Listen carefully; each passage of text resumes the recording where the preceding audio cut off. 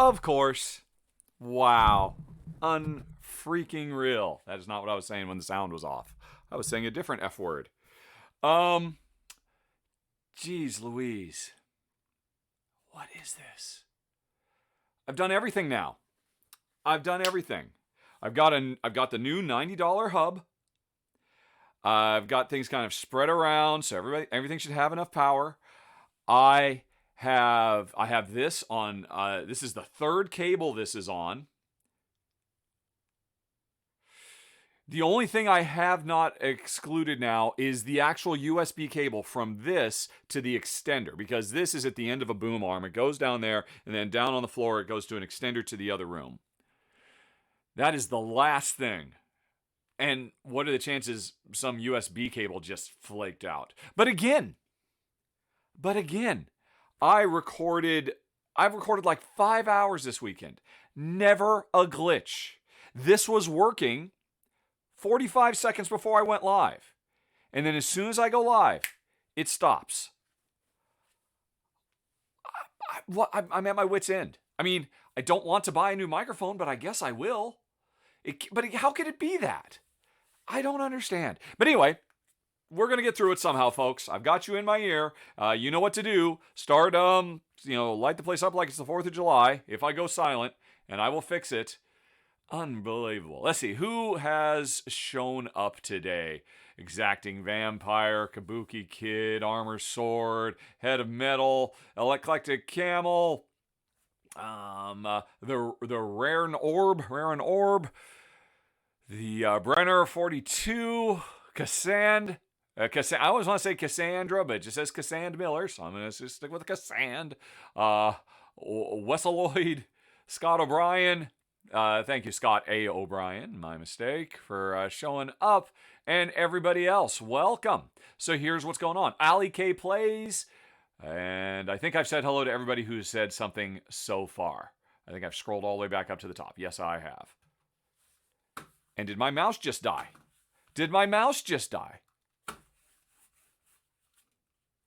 That's suspicious. Did my mouse just die? Coincidentally? Or am I still having USB problems? Let's see. I think this should still be charging it. Of course. All right. No, okay. I think the mouse just died because I just plugged this in and now I can actually see the little laser light showing up. So, yeah. Mouse. Bobouse. No. Wow. All right. Let me unplug and plug that in. So, okay. I'm not going to get very far without a mouse today, folks. Keyboard and mouse. Toast. They're both plugged into my computer with USB extender cables, aren't they? Yes, they are. Wowzy, wow. Okay. Yeah, my keyboard was kind of flaking out a little bit. I thought it was probably just low battery, but now I'm thinking, okay. It is definitely not the mouse. It's not the mouse dead. It is literally the USB cable. So, okay, then that at least means it's not the microphone. Because if a dinky little USB 2, right, wow. All right, folks, I'm going to be right back. I'm going to have to unplug and replug in or plug in the mouse and keyboard because I can't do anything without a mouse and keyboard into a different jack. Welcome to the party, everybody. Be right. Oh, I can't even hit the be right back button. Ah! All right. And there you can still hear me shouting from the other room. All right, I'm just going to plug, and I'm not sure.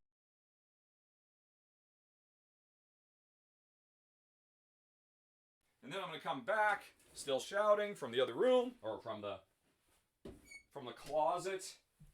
Oh, I remember once things just worked for a brief window of time, and then this thing, you can see it's still all kinds of frozen and toasted from when it burned out. Maybe that was a coincidence, but that is still the cure. Oh, and here's my mouse. Yep, here's my keyboard. All right, so do I have a bad jack on the computer? I have not checked that. What is the coincidence that the new $90 USB hub I happen to plug into my one bad jack on the computer? Somebody a couple weeks ago said I need to get a USB power meter thing so I can actually just start testing individual jacks. I guess I do. But anyway, at least I'm back up and running now. So, and I missed everybody talking about everything because the scroll got frozen. So, Man, is there a GoFundMe for a new a $90 USB hub should be sufficient, I would think. Armor Sword. But I thank you very much. Don't worry. I mean, I'm prepared to pay. How many people own $90 USB hubs from Anker, one of the most respected hardware people out there? So, yeah. What I certainly don't want to have to do is get a new computer. I mean, is it possible when this thing shorted out? I now have a replacement one, by the way, and I know not to leave this charging overnight because it will. All right. So, and now I'm getting screen snaps too. I just saw that.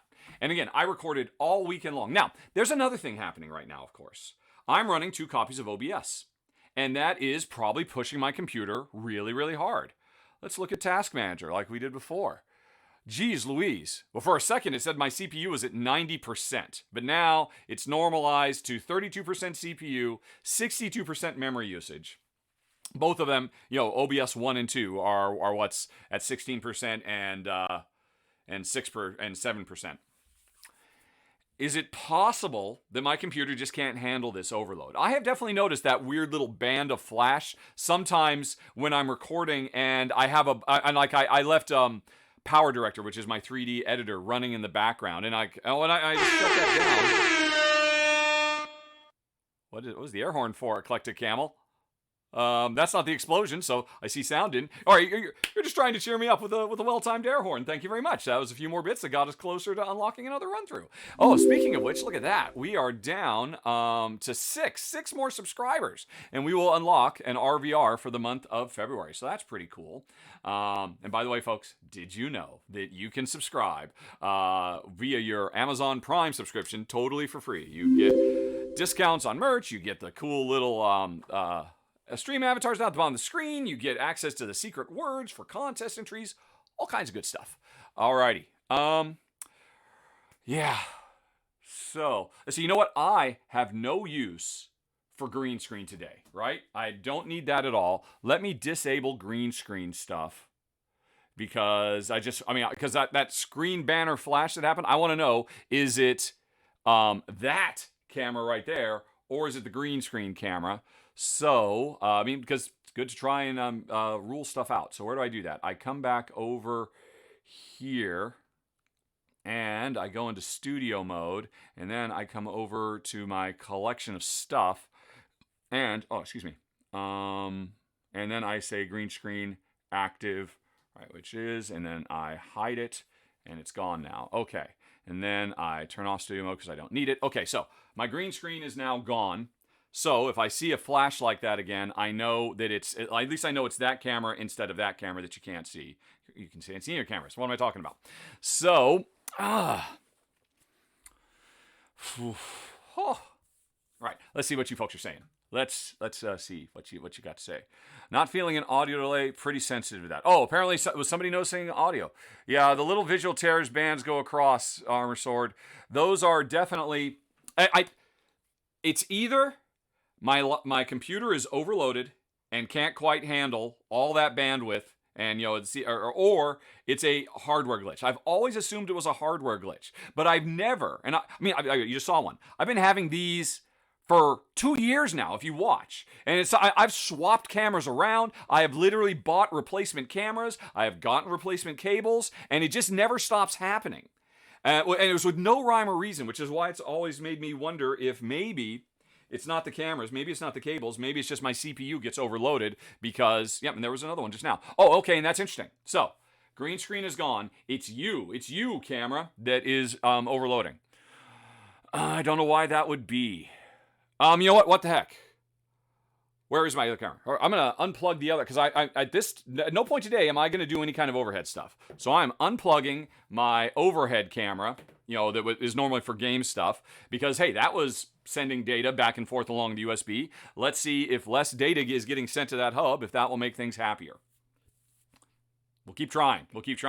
Now, of course, what I should do is just be a grown-up and buy a $5,000 DSLR camera like what Rodney Smith or the Dice Tower uses. I will get a marginal 7% improvement in the overall look of the show, but in theory, if I pay the money, it's all this is because I am a cheap son of a gun, and I am just using cheap webcams. I mean, it's an expensive hub, to be fair. Hubs generally don't cost $100, but yeah, let's see what else everybody else has to say. When I unplugged it, it flickered a band again. Well, all right. Mobile, not sure if it makes it different. Not sure. Oh, Wes. I assume Wes, you're getting some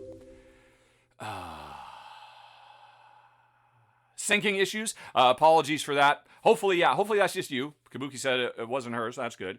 JW, I think you were the one who mentioned that before. Get a dedicated USB PCI card, that come with a bunch of USB slots. Maybe that's the next step. You're right. Because no matter how good my hub is, I'm still plugging into just a regular motherboard USB jack, aren't I? And maybe that is the next thing. Do you have any suggestions, DW Spiker, for a not too terribly spendy, but yeah, I'm willing to give that a go. I'm definitely willing to give that a go. Hey, that actually begs a question. It was either you or somebody else after the last time I streamed.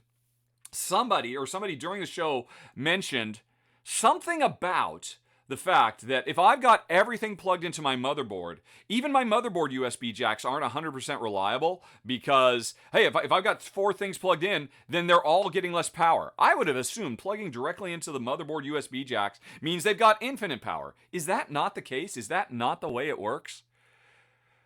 Still, all of this stuff really started breaking down after that meltdown. But pretty much everything involved with that meltdown, except for maybe a bad jack somewhere on my motherboard, has been removed and replaced with other stuff. Different cables, different USB hub, etc., etc.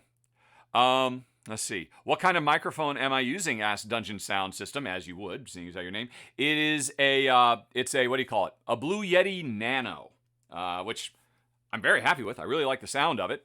And Blue Yetis are very well respected. I hadn't really heard of any problems. Somebody did say they had read someplace that Blue Yetis apparently sometimes have problem with USB 3. And because of that, I put it back on into a USB 2 jack using a USB cable. I don't know if that made a difference.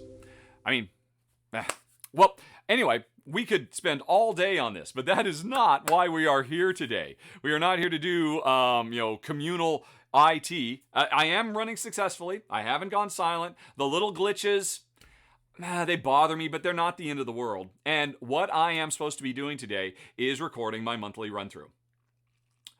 You know what? One thing that occurs to me, I remember I saw this the other day. Now that I'm actually recording 2 completely different instances, one OBS is streaming, the other OBS is recording, I did actually find one of those glitches, and I went to see that it appears both in the recording and the stream.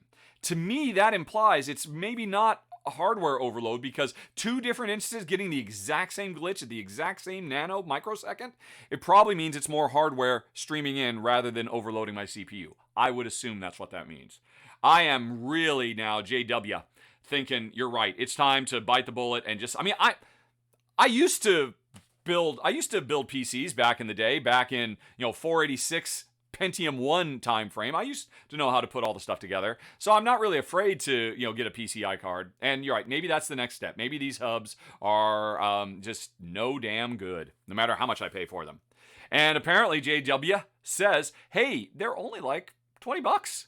That's a lot less than the $100 hub I'm using, and it's not too late, since I got it through smile.amazon.com, to return that hub, since it's clearly not solving my problem, since I'm getting these glitches, and that's never happened before, that these wireless USB things, what the heck does that mean? That even just a mouse and a keyboard suddenly can't work. Just, my universal hubs are not quite so universal these days. And so, yeah, I think you're right. I think my next step, finding a well-reviewed $20, $30, $40, I'll pay. PCI card, well, like I said, 6 slots, pump everything into that, see if that works. Okay, Wes says, I am running extenders. Here's the deal. This microphone runs down a long boom, and it's got a cable that gets about almost to the floor. Then I have an extender that runs about, 9 feet, 12 feet into the closet where the computer is. This camera right here, which I have now unplugged, has to run all the way up this boom and along the way. My green screen camera, everything I've got everything is plugged into the cables that came with them, and then those are plugged into high quality, expensive extenders to make it into the other room.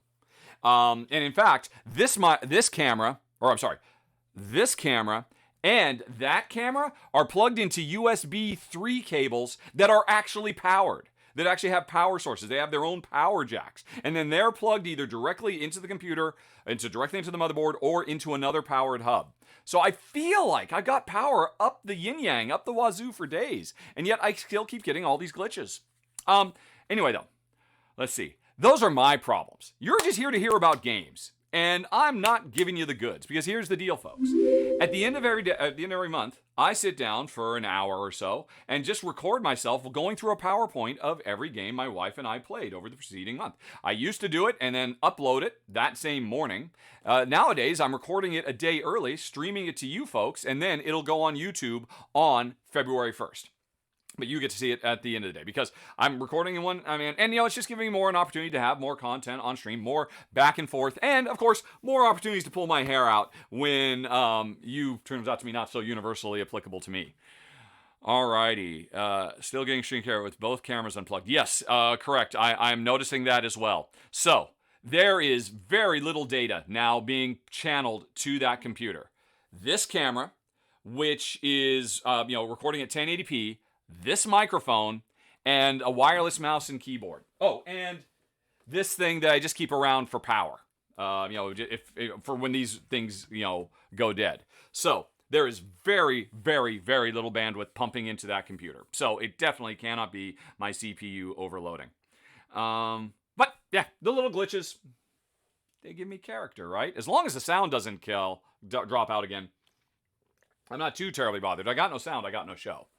You folks don't need to see this pretty face. Let's see. What else? Driver issues. Really? You think so, Kabuki? I mean, I do updates whenever they're called for. To be granted, I have not updated to Windows 11 yet. That is a bridge I am not particularly prepared to cross at this juncture. But, I do. These days, HP and, this is an HP computer, my laptops, they've got all their little utilities that check for updated drivers, so I wouldn't think that's the problem. But, anything's possible. Anything's possible. But, I'm sure there is a small percentage of the 80 or so folks who are watching right now who are really into this and would like to really drill down on this. I get the impression for some of you, it's your day job, actually. But no, most people come to Rahdo Runs Through not to run through USB technical glitches, but to run through games. So that is what we are going to do today. Right, so I'm going to start recording. And I'm just going to go, talk through all my games. You folks can talk amongst yourselves, about the games I'm talking about or whatever else, or suggestions. If you have any suggestions, by all means, let me know.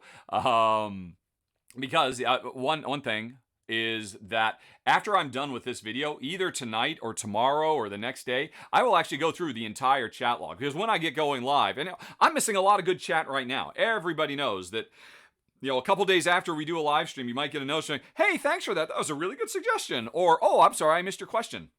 Stuff like that. So I will be, even if I can't catch you while I'm streaming live, I will catch you eventually. Right, yeah, Brenner. Yep, yeah, mouse, keyboard stopping. That's totally, what else could it be? It's a USB dropout. And not recovering, right? So what does that mean? I don't know what that means. But you folks can tell me. Because clearly you folks know your stuff. I'm constantly super impressed. Let's see. I have a decent computer. Actually, Meeples and Mocktails. It's not bad at all. I paid $1,200 for it, I think, something like that. And it was a fairly high-end HP that had a good NVIDIA card, which was necessary to take the load of transcoding my video off of the CPU, which I've got all that set up using proper NVIDIA drivers and whatnot. So it's a decent computer. It's not some screaming Alienware or something crazy, but I don't do that much. I'm just not pushing it that hard. And right now, I'm not pushing it at all. And yet, I just saw a little glitch fly on the screen. So yeah, it's clearly... Yeah, I think... Unless somebody says otherwise, I think JW's right. I should go on ahead and get a dedicated... PCI, USB card, and I don't know. Boy, I really don't want to toss all these USB cables. Just because, if nothing else, they're all strung through the room nicely and all that. And I don't want to rip everything up. But yeah, what else can I do? I mean, it seems so unlikely that it's the microphone itself. And the fact that the microphone goes out, the fact that this goes out, means it's not these individual pieces of hardware. It's probably something between me and the computer. It could be the computer itself. But I mean, if that's the case, if it's the USB jacks on the computer, then that's another problem that a PCI dedicated USB card would rule out. If I still have problems there, yeah, that's the next. After I'm done, I am ordering one this afternoon. I have convinced myself.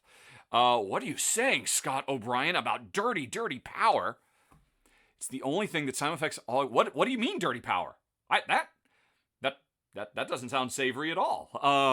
Are you saying that I'm getting like what was that? Do you mean like power spikes throughout my house or something like that?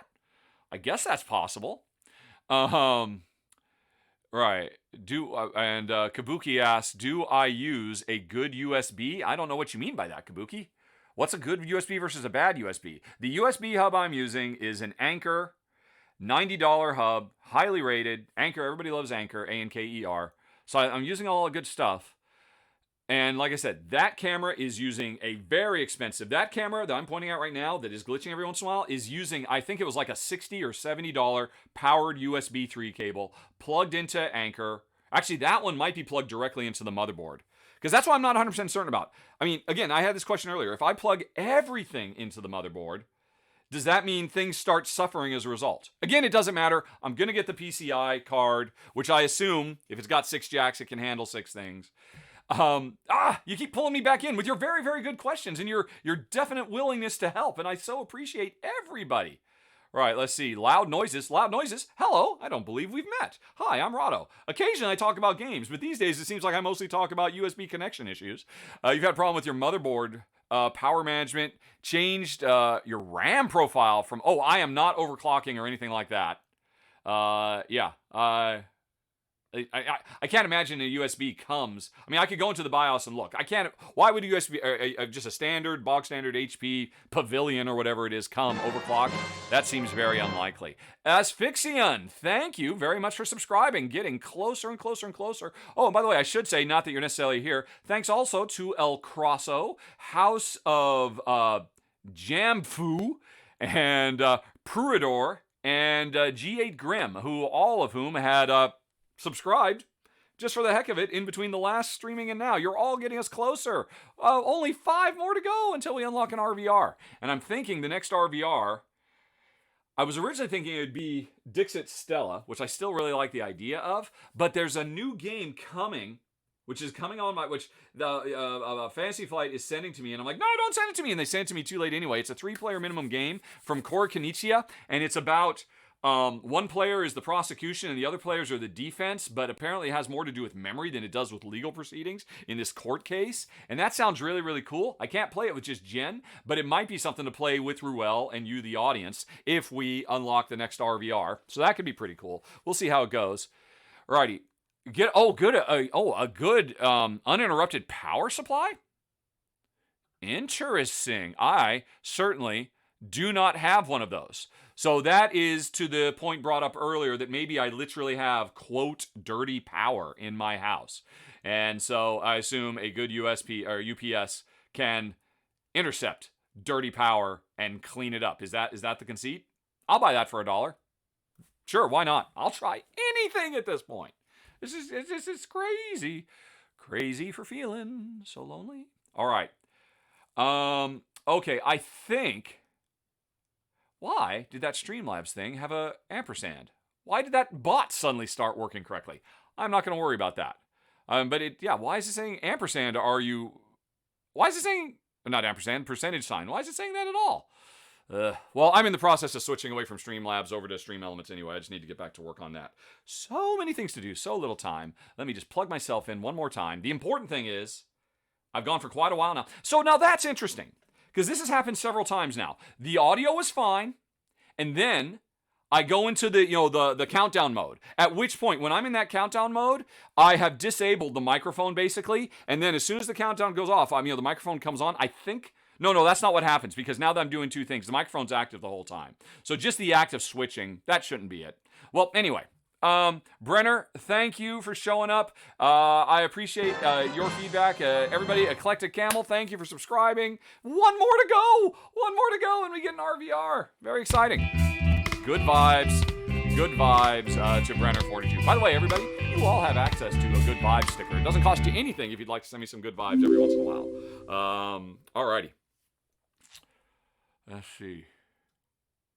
Yes, Bodie Belly.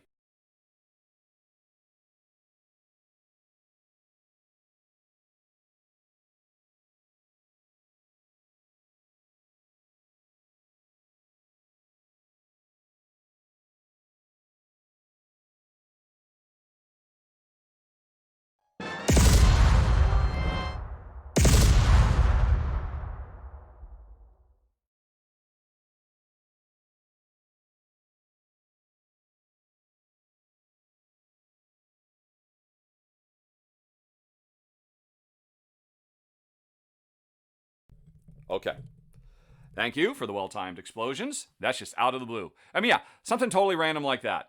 That's a hardware problem. That's obviously a hardware problem.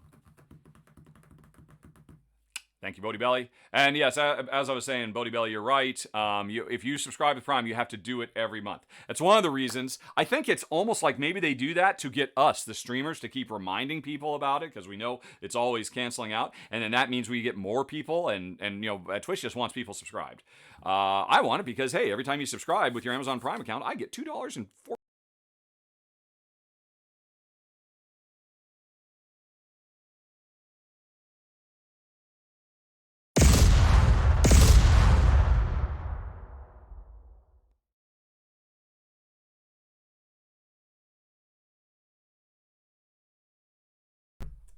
There goes that again. Well, okay then. So, here's one thing then, I think, if anything, plugging back into this new, this is the first time I've used that new hub. Because before then, I was getting much more consistent, less explosions in my ear when I plugged. I'm going to go plug everything back directly into the motherboard. Because at least that's a bit more consistent. Because I'm not going to be able to get very far if the sound keeps dropping like this. Hang on, everybody. I will be right back.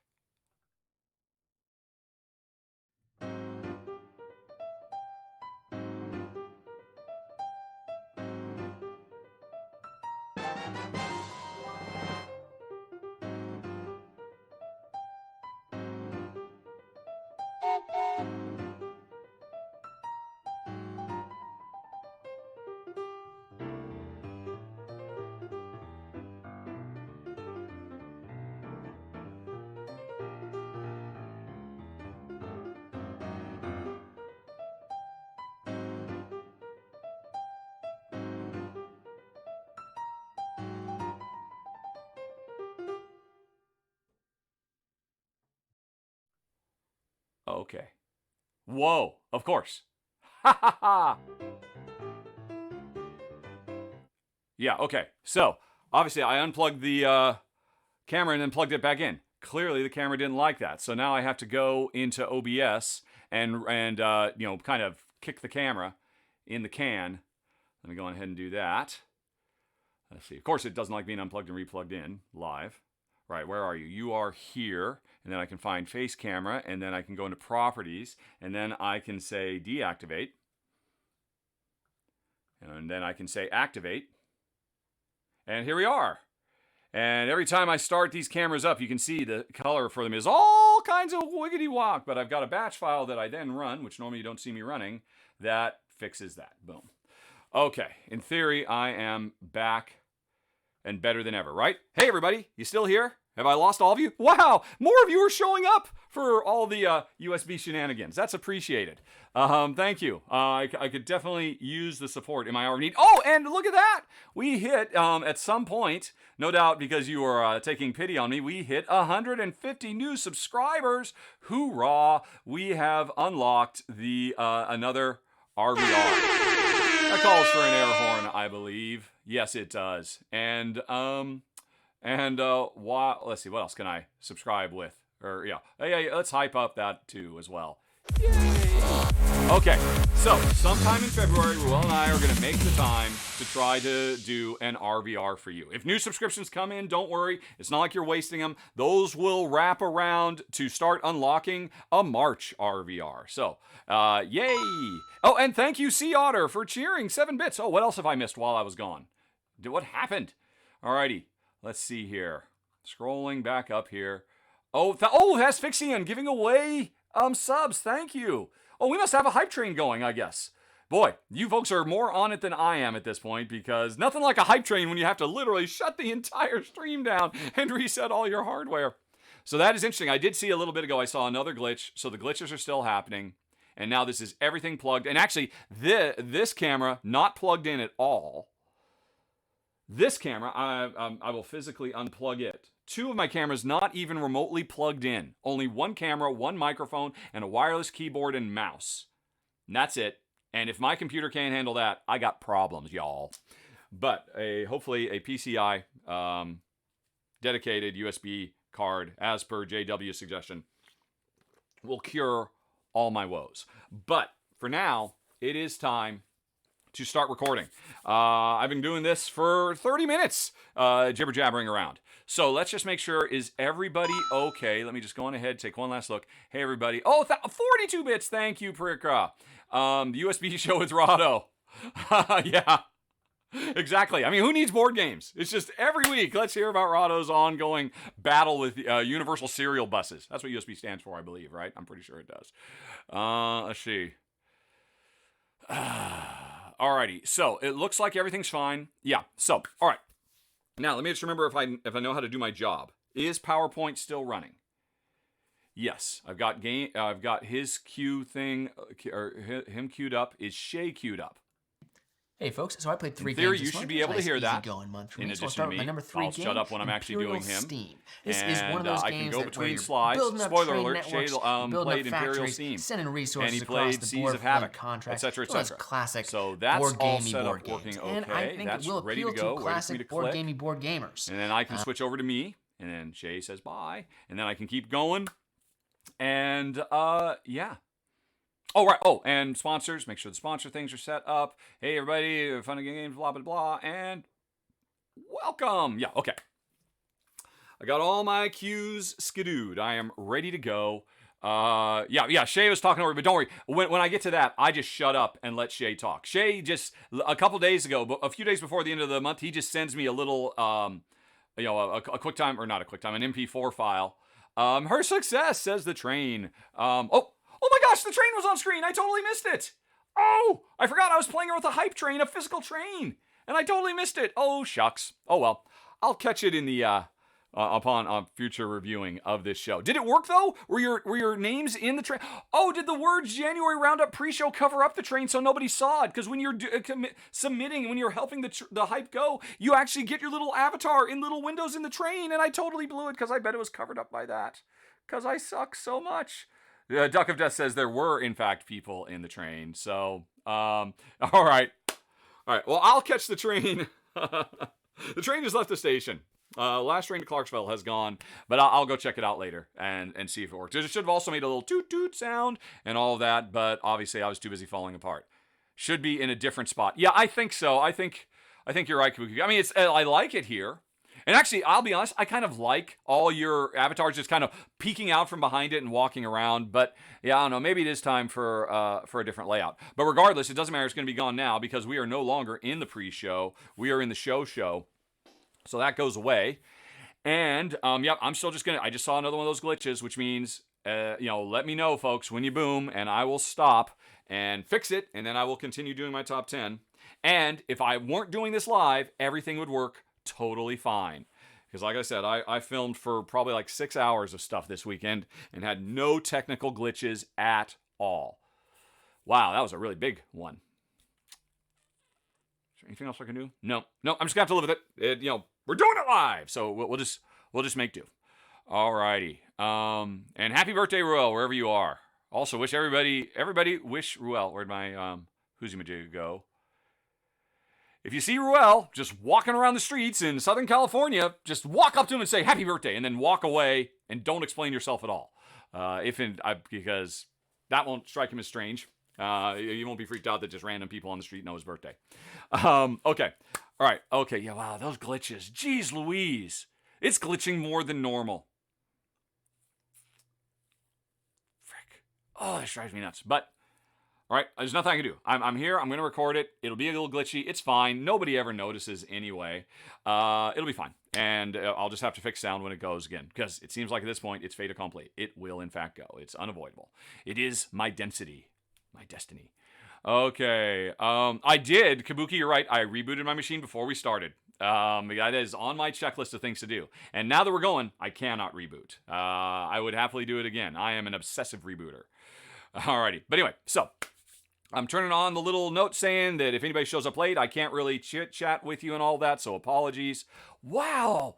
It's going overboard. It's going absolutely crazy. Thank you, Asphyxion, for the cheers. I could use some cheering up, quite frankly. It is really glitching like crazy. It's just falling apart in front of me. This system that has worked beautifully for 3 freaking years since I moved back. And ever since this thing melted down, it's just, I mean, and again, that's suspect too. Who knows? Anyway, though, right. Kabuki Kid snagging all the stars as per usual. Hopefully somebody else catches it. Kabuki is, somebody's got to take that crown away from her. She is obsessed with those stars. She's only got like 50,000 customization points, and she never even customizes herself. Anyway, though. Okay, so we're going to do this for Realsy Reels now. All right, so I'm moving over to you. I've got that, and right. Here we go. Hey, everybody. The January 2022 Roundup is brought to you by Fun Again Games. And hello. Happy New Year. Of course, we're way past that at this point, but still, in case I didn't catch you at the beginning of January, at the end of January, I think that we're still within the statute of limitations for wishing Happy New Year's. Hope everything's going okay for you folks. It's going pretty well for me and Jen. Certainly the month of January was a very busy month. We played so many games. So very, very many games this month. And I'm going to be counting them down for you right now, going from my least favorite to my most favorite, as I do at the beginning of every month. And hopefully you might find something of interest to you. And yeah, that's the preamble. I don't know if I have much more of an intro. So let me, first of all, throw over to my number one contributor to the channel, Shay. Shay, tell us, buddy, what did you play? Hey folks, so I played 3 games this month. It was a nice easygoing month for me. So I'll start with my number 3 game, Imperial Steam. This is one of those games where you're building up train networks, you're building up factories, sending resources across the board, fulfilling contracts. It's one of those classic board games. And I think it will appeal to classic board gamers. It wasn't for me though, and that's because this is one of those games that makes you operate under razor thin margins. You know, if you make a bad move, you might be done. And you won't realize it right away, but you might be done. However, I will say there were some really cool mechanisms, things that I liked a lot, even though I didn't quite get along with the game as a whole. The big thing was this, you got this personal stock management system. Now, some of these games, you have public companies that you're all investing in, but this wasn't that. You've got your own private company, and you start with a low share price and 1 potential investor. But as you play through the game, you can increase the share prices and you can attract investors. And you're gonna need to attract investors because if you've increased the share price without attracting new investors, the ones you have aren't willing to pay for the higher price. So you need to get more investors so that they will pay. But here's the thing, if you ever sell shares, you can get a lot of money that way. And at the end of the game, money is points, so you want it. But you have to pay out dividends at the end. Dividends is kind of a nice way of saying they hold your company hostage.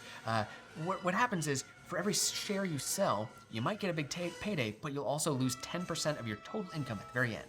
It's a big deal, but it gives you this like mental calculus that you have to figure out to say, like, is it worth it? Is it worth it for me to do this? Not only for the overall score of it, but to get me what I want to do right now. It's an aspect of the game that I found really interesting. So if that sounds appealing to you and you like those heavy like train management games, check out Imperial Steam. But that is that. So my number 2 game was Seas of Havoc. Now, this was a Kickstarter preview, and it hasn't gone up yet. I believe will go up February 1st, the video for that. So this is a deck building, worker placement, positional skirmish combat game. And when I heard that, I was like, okay, that sounds really interesting. I need to try it. And it's cool. I mean, I love deck builders. So I wanted to check that out. And I love deck builders like with a purpose, deck builders that do something. I like pure deck builders too, but I like it when deck builders do something. So really wanted to check this out, and it is pretty cool. It's got this pirate theme. Pirate's not my favorite theme, but I dug the positional combat of it. It was a little wonky when it came to moving your ships around, because you've got this grid board, but it wraps around, because these are weird seas. It's seas of havoc. It's too much havoc. You just get lost, and so you'll wrap around the board if you get to the edge, and that makes positioning kind of complex. And on top of that, all of the cards that you're buying for in the deck building part of it, they are all movement and combat cards. So you'll get a card and it'll be like you move forward one space and then left one, or maybe you fire at a range 3 or something like that. And so the cards that you get, none of them are groundbreaking, but they're all pretty good, and they're better than the cards that you start with. But that part of it was the only thing that I wasn't 100% on, because I love deck builders with big bad cards that you get and you feel really good when you get them. But what you do feel good is when you can pull off a clever maneuver, because with other deck builders, if you just get the good cards, you might do well. In this game, you have to get the good cards and you have to play well. You have to position yourself right. You have to manage the worker placement part well. So there's a lot to keep track of. I'll also say it has some really good asymmetry. The little player powers that you have are different between players, and you have different ships, which changes your starting deck, and that's a really cool thing for a deck builder, in my opinion. But if you want asymmetry, or if you want variation between games, look no further than my number 1, Skytear Horde. This is a solo or 2-player cooperative game. You are fighting against hordes of enemies that are coming at you. You've got to defend different lanes so that you can defend your castle. But the really big thing about this for me was how much variety there was in every time you played. And I played with a limited prototype version, so I only got 1 enemy, and I had 3 different allies that I could play with. But every time I played felt completely different. One, the ally decks feel really different. I'm sure when I have different enemy hordes, they're going to play very differently as well. I got to see a little bit of options for the other ways that you can play, and they seemed really cool. But on top of that, the cards that become available are always going to be different. One, because even though they're sending big scary monsters at you, the real threat is the minions that are going to just pillage you every turn and just skim cards off the top of your deck. Cards that you'll never get back. And also, you won't know what you lost. So the cards that you end up being able to play with, even if you've played that allied faction before, you won't necessarily know what you're going to get, what you're working with. That, I think, is really cool. And the enemies do a similar thing. Every turn, they kind of burn a card, and it will boost the effects of something else that they have on the board. So they're still getting use out of it, but it might be one of the most powerful cards in their deck. You kind of just don't have to deal with it. Or it might be boosting the most powerful card in their deck that's already on the board. So there's all kinds of different stuff that happens with it. As far as gameplay goes, it's fun. It's quick and light, but there is definitely some strategy to it. And it reminds me in feel and in theme of Hearthstone, games like that. But it has that co-op PvE kind of combat to it. Although I've heard that there are potentials for PvP rules as well, and maybe it's a stretch goal or something like that, and that sounds exciting as well. So that was my number 1, Skytear Horde. Oh, I should also mention that was a paid preview as well. And those are my top 3 games for the month. So I will pass it back to you, Rahdo. Bye, folks.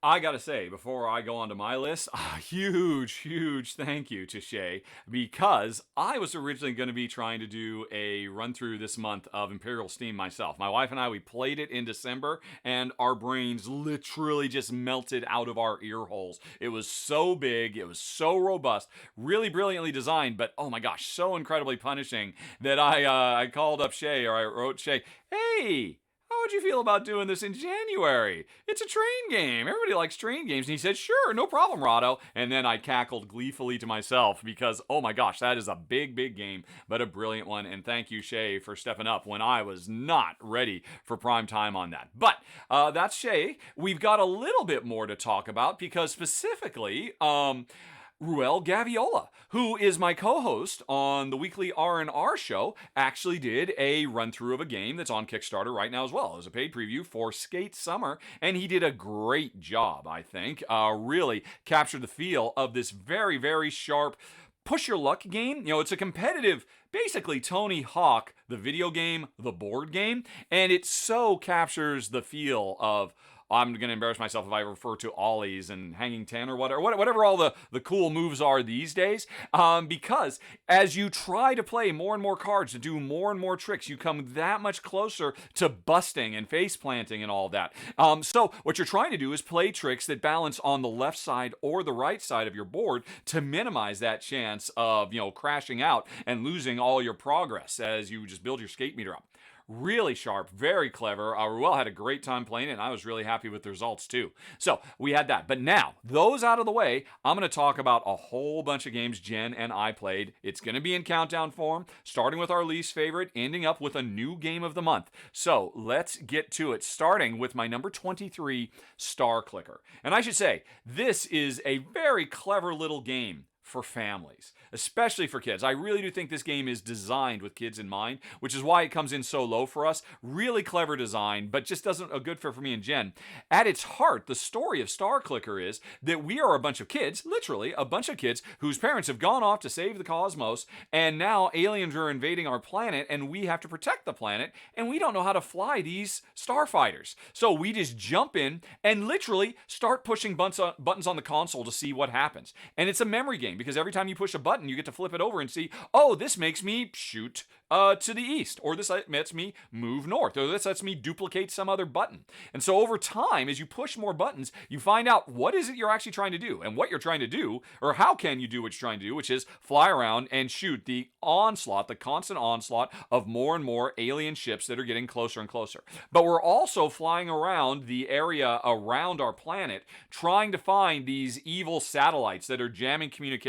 We can't stop the aliens. We just have to reestablish communication with our parents so they can come back and save us. So we've got to find these cloaked satellites while also still fighting off the bad guys. And the tricky thing is, at the end of every round, events happen, and one of the most common ones is it'll say, hey, the 3 buttons on the left side of your console, it's too bad you learned what 2 of them are, because now you have to shuffle them up. I'm like, now I got to learn what the buttons do again. Really clever. The game has charm for miles, a great presentation. It's physically fun to push these buttons because of the way they flip on the console.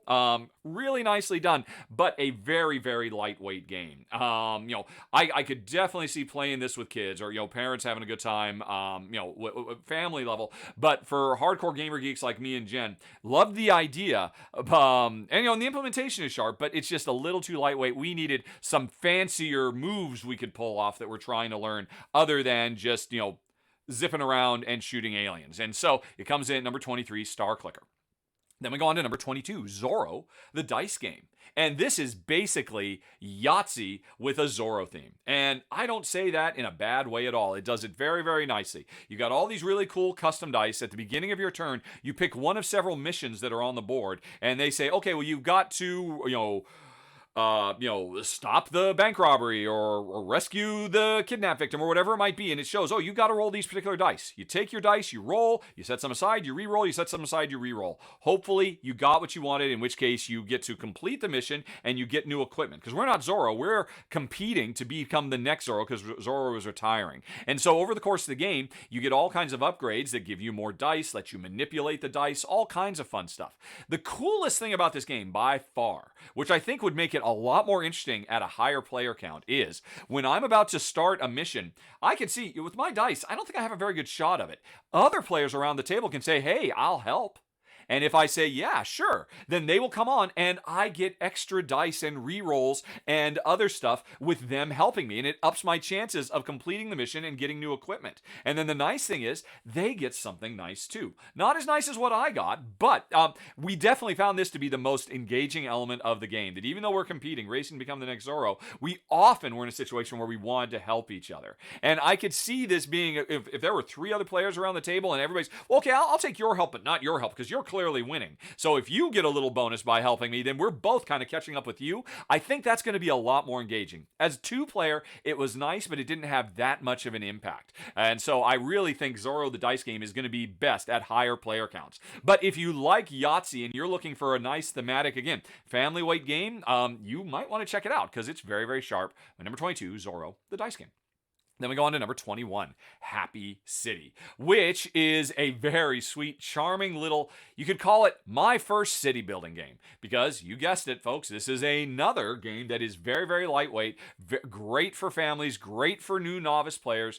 On your turn, you're going to draw 3 new building cards from the cheap, medium, or expensive buildings. You're going to take one of those buildings, pay for it, because you're earning money throughout the course of the game, add it to your own little suburb, and then you are going to get income from all the buildings you've got. And it sounds really simple because it is. Now, you want to grab certain types of buildings because they give you more income, or because they increase the happiness of your population, or they give you more population. At the end of the game, you're going to multiply all the cards that give you population times all the cards that give you morale boost, and that's going to be your final score. So, I mean, the secret's in the name. This is all about building the happiest city you can. And again, it's super sweet and charming.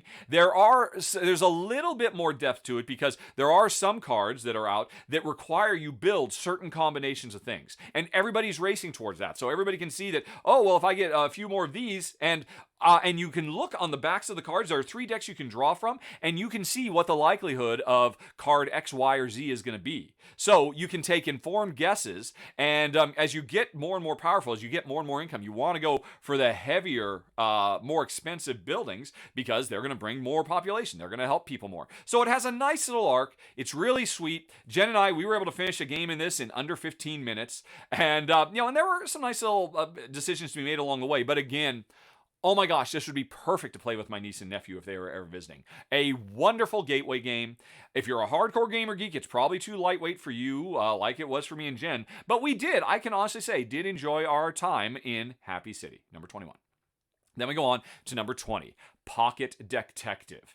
And this one really kind of surprised me quite a bit. This game is just a deck of cards. And what you're going to do is over the space of an hour or so, you are going to systematically search through this card to try to solve a murder. Because we are a group of detectives trying to figure out, solve a crime, as you might imagine. And the deck gets divided into different sub-decks that represent different locations that you can go when you're investigating. You can say, hey, the Pocket Detective we played, a professor was murdered, and his wife was a suspect, and I think his teacher assistant was a suspect, and you could go hang out at his office, you could go to the main classroom, you could go to his house. Each one of these locations represents a different deck. And when you decide to go there, it takes a certain amount of time. All these cards have little time tokens on them. It says, oh, if you want to go and interview the wife because, or where was she? Because, one of the first things we got in this mission, it was like the second or third card we drew, was a call log, because we checked out the victim's cell phone. And we're like, well, why did he make all these calls? Why was he calling this person so much? Who was the last person he talked to before he died?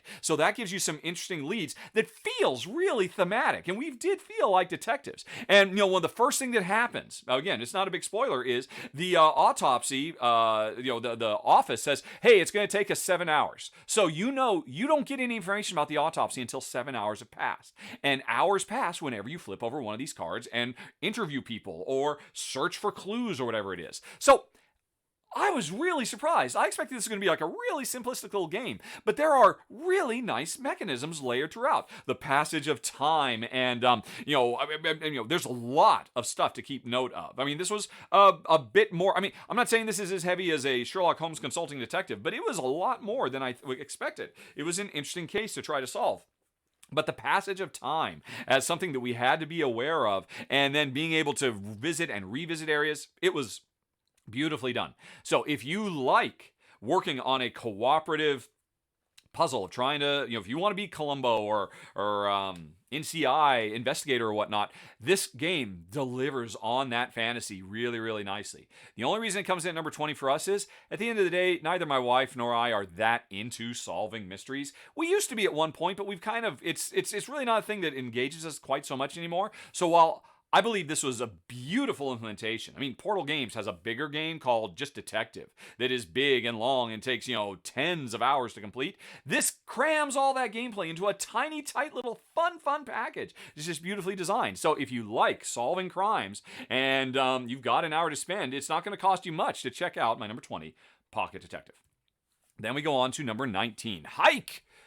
Which was a paid preview for a game that's on Kickstarter. I think the Kickstarter might be over right now. I'm not quite sure. But this is a game of husky sled dog racing. And I gotta say, both my wife and I were very pleased by it. The game has two halves. The first half of the game, you are drafting to get the best team of dogs you can, because you have to bear in mind different dogs have different strengths for going over different terrain. Dogs also have personalities, and you have to try to get you have to arrange them on the sled train to ensure that the dogs will play well with each other. And then on top of that, you can be drafting for dogs. You can also be drafting for equipment that will help you get through tough patches. You can also be drafting for what are my favorite element of the game. It's why I want to check it out: care cards. Because the fundamental theme of this game is the way you win this race is by developing a bond with your dogs, taking care of your dogs, listening to your dogs,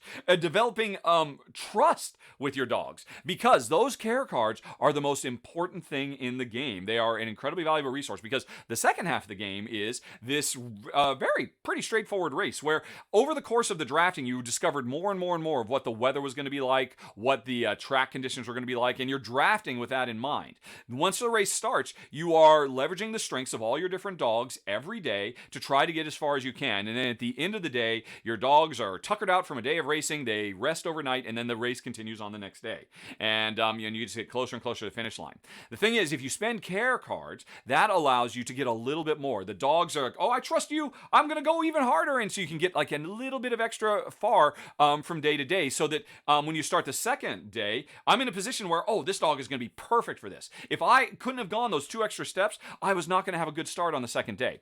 Now, the second half of the game is really almost like just an extended scoring period, because the real meat of the game is the first half when you're drafting and trying to get the perfect collection of dogs. But the second half is very satisfying, very fun and fast, and really thematic. Another thing that I really appreciate about Hike is, in the real world, in our world, there are a lot of really bad abuses in the professional dog sled racing industry, sport. And the sport is definitely taking steps to try to address that, but there are bad actors out there. There are bad mushers. The developers know that, and they are actually trying to champion causes that try to help the dogs out there. And more than anything else, the game wants to demonstrate the best way you can win is not pushing your dogs too hard, letting yourself actually slow down so that they can get a second win, so that they can do even better on the following day. So the game has its heart in the right place. It's drawing attention to a real world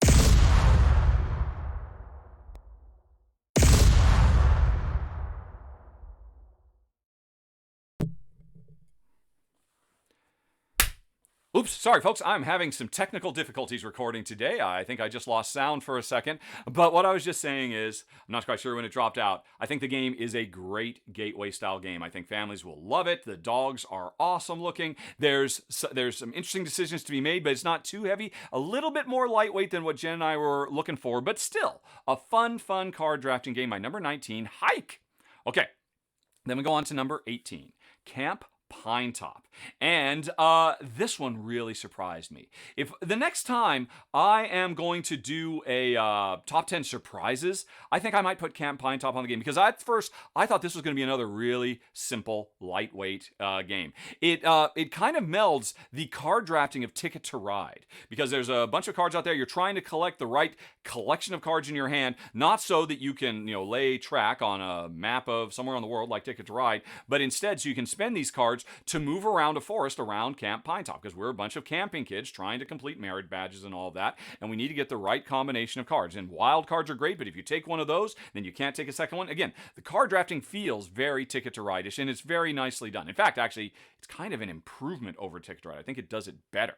But then the second half of the game is, as we're getting these cards, we're spending them as a resource to move around, and then we're also spending them when we arrive at certain areas to get those merit badges. And there's a ton of merit badges that give you all kinds of upgrades. So over the course of the game, you're getting stronger and stronger and stronger, and it speeds up and speeds up. And overall, the game is really sharp. My wife loved it. She was a huge fan. I liked it. I thought it was nice, especially the game comes with several different modules you can turn on that really elevates the complexity of it, like wild animals that wander around, or weather events that will change the layout of the board, or you can play it in a much more family-friendly way, because obviously this is a game that would very much appeal to gateway audiences. So this game really bridges the gap quite nicely. So both Jen loved it. I liked it. For me, I don't know if it was a keeper, because still, at the heart, you spend a lot of this time, like Ticket to Ride. Okay, I'm just trying to get all these cards, and then boom, I have a big turn, and then okay, now I got to start collecting the next cards. It's got a good rhythm, just not my favorite rhythm. But again, my wife was very, very impressed. So for her, this would probably rate into her probably her top 10 of the games we played this month. And but this is more my ranking. I liked it. I didn't love it. I think it's great. I think it's got a fantastic audience, great presentation, nice components, really wonderful sense of whimsy and humor. Yeah, there's a lot to recommend with my number 18, Camp Pinetop. Then we go on to number 17, Floriferous. And wow, this is a fantastic game. I really like this one a lot. It's another team up from designer Steve Finn and Pencil First Games. It's probably their second best collaboration to date, the first one being Whatnot Cabinet, which is still so brilliant. But Floriferous is a wonderful game. Actually, it says right on the box, it's about relaxing. It is attempting to be a relaxing game where all we're doing is just going for a stroll through a beautiful garden, taking a look at beautiful flowers. Oh my gosh, this game is a knockout. And what we're really doing is a whole bunch of set collection. The core gameplay here is very, very reminiscent of the drafting in King Domino, where if I take a higher card in the next row, that means I am going to be able to go first next turn, but chances are it's not going to be as valuable as if I had taken a lower card. And what we're doing is we start out the game going from left to right, just grabbing cards, then we refill the board, then we go from right to left. And it feels like you're just wandering through this garden, grabbing cards that represent the flowers you saw, or the bugs, or the features of the garden. So the King Domino drafting is very, very good. But what's really special about this game is the set collection, because every card, or most cards, have multiple metrics on it, where they will, getting a particular tulip could help you fulfill a personal desire, could help you fulfill a bounty. There are public goals, there are private goals, there are display goals, and every single card you take in this game you have to very carefully consider, because it could actually help you in several different ways. But chances are, what you really need to be thinking about is, well, okay, I could grab this card right now and that's good for me, but I can see on the next leg of this journey, the card I absolutely need, my linchpin is there, and I cannot afford to miss that one. So maybe I'll sacrifice and take a card that's not so great for me this round, so I'm in a higher spot on turn order to get what I really need on the next round. And that tension is wonderful. My only complaint, the thing that keeps it from being higher, is this is definitely a game that is going to work better at higher player counts, because there are simply more cards to draft. And I think that's going to be interesting. So, I mean, if I could have gotten a chance to play this as a 3 or 4 player game, oh my goodness, I think it would be so fantastic. I would love it to bits and bobs all up and down the street. But only getting to play it as a 2-player game, it works really well, just not as much as I'd like, which is why it came in number 17. And that reminds me, I never do this. I'm going to go back to my number 18, because that reminds me of one more thing I forgot to mention about Camp Pinetop. The other thing that keeps it a little lower for me is we got to play it as a 2-player game. One of the coolest features about this game is, as you're wandering around the wilderness, if you move into a space with one of your opponents, you have to literally give them a gift. You have to give them a card from your hand. And, so you're always, you're collecting all the cards you need to complete your goals, but sometimes you're like, oh, I'm just going to give them this around so that if I have to run afoul of somebody and have to give them a gift, okay, I'll give you one of these because I don't care about it. That is awesome. That was probably my favorite thing about Camp Pinetop. It's not negative interaction, it's positive interaction where, okay, well, I got to wait for you to leave so I can move where I want to go, but if you're not going to leave for a while because you're in the middle of grabbing a bunch of cards yourself, then maybe I'll just go on ahead and move in and here's a gift. And it felt good. It felt nice. And so that sounds great. Why does that knock it down for me? Because even though they tighten the board up, Jen and I found as a 2-player game, we just weren't giving gifts very often, especially because one of the merit badges you can get is, I don't have to give gifts anymore. And as soon as we both had that, we both got it fairly quickly, a big part of the game just disappeared. Now, that is a real bummer. And, if you play at a higher player count, first of all, there's going to be more opportunities to bump into people. And second, there's going to be more people who didn't get that. Honestly, I think that was a real mistake putting that particular merit badge in Camp Pinetop because it allows players to turn off the single coolest interactive element of the game. I might almost house rule it and say, you know what, that one isn't in the game anymore because it really just robs some of the specialness. So I forgot. That was another reason Camp Pinetop came in at number 12. Or I'm sorry, number 18 of the month. Okay. Now, I got myself a little discombobulated there. Let's continue with number 16, Theros. And boy, howdy, folks. This is a fantastic game, and it's a heartbreaker at the same time. This could have easily been in my top 5 of the month. It's a brilliant, brilliant dice bag.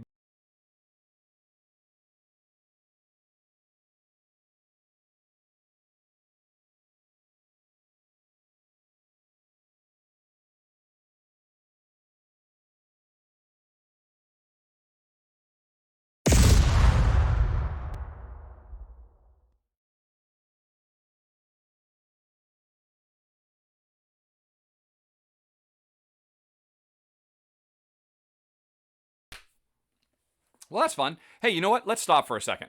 Okay. Drat. Thank you, whoever bombed me. Johnny on the spot. Yeah.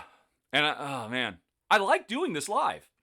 But, again, hopefully that PCI card will take care of things. All right. No way. Oh, I just imagine a delayed bomb, right? Retsum. Because my microphone says it's still working. Okay, let's see. I think I'm going to start over on Theros again.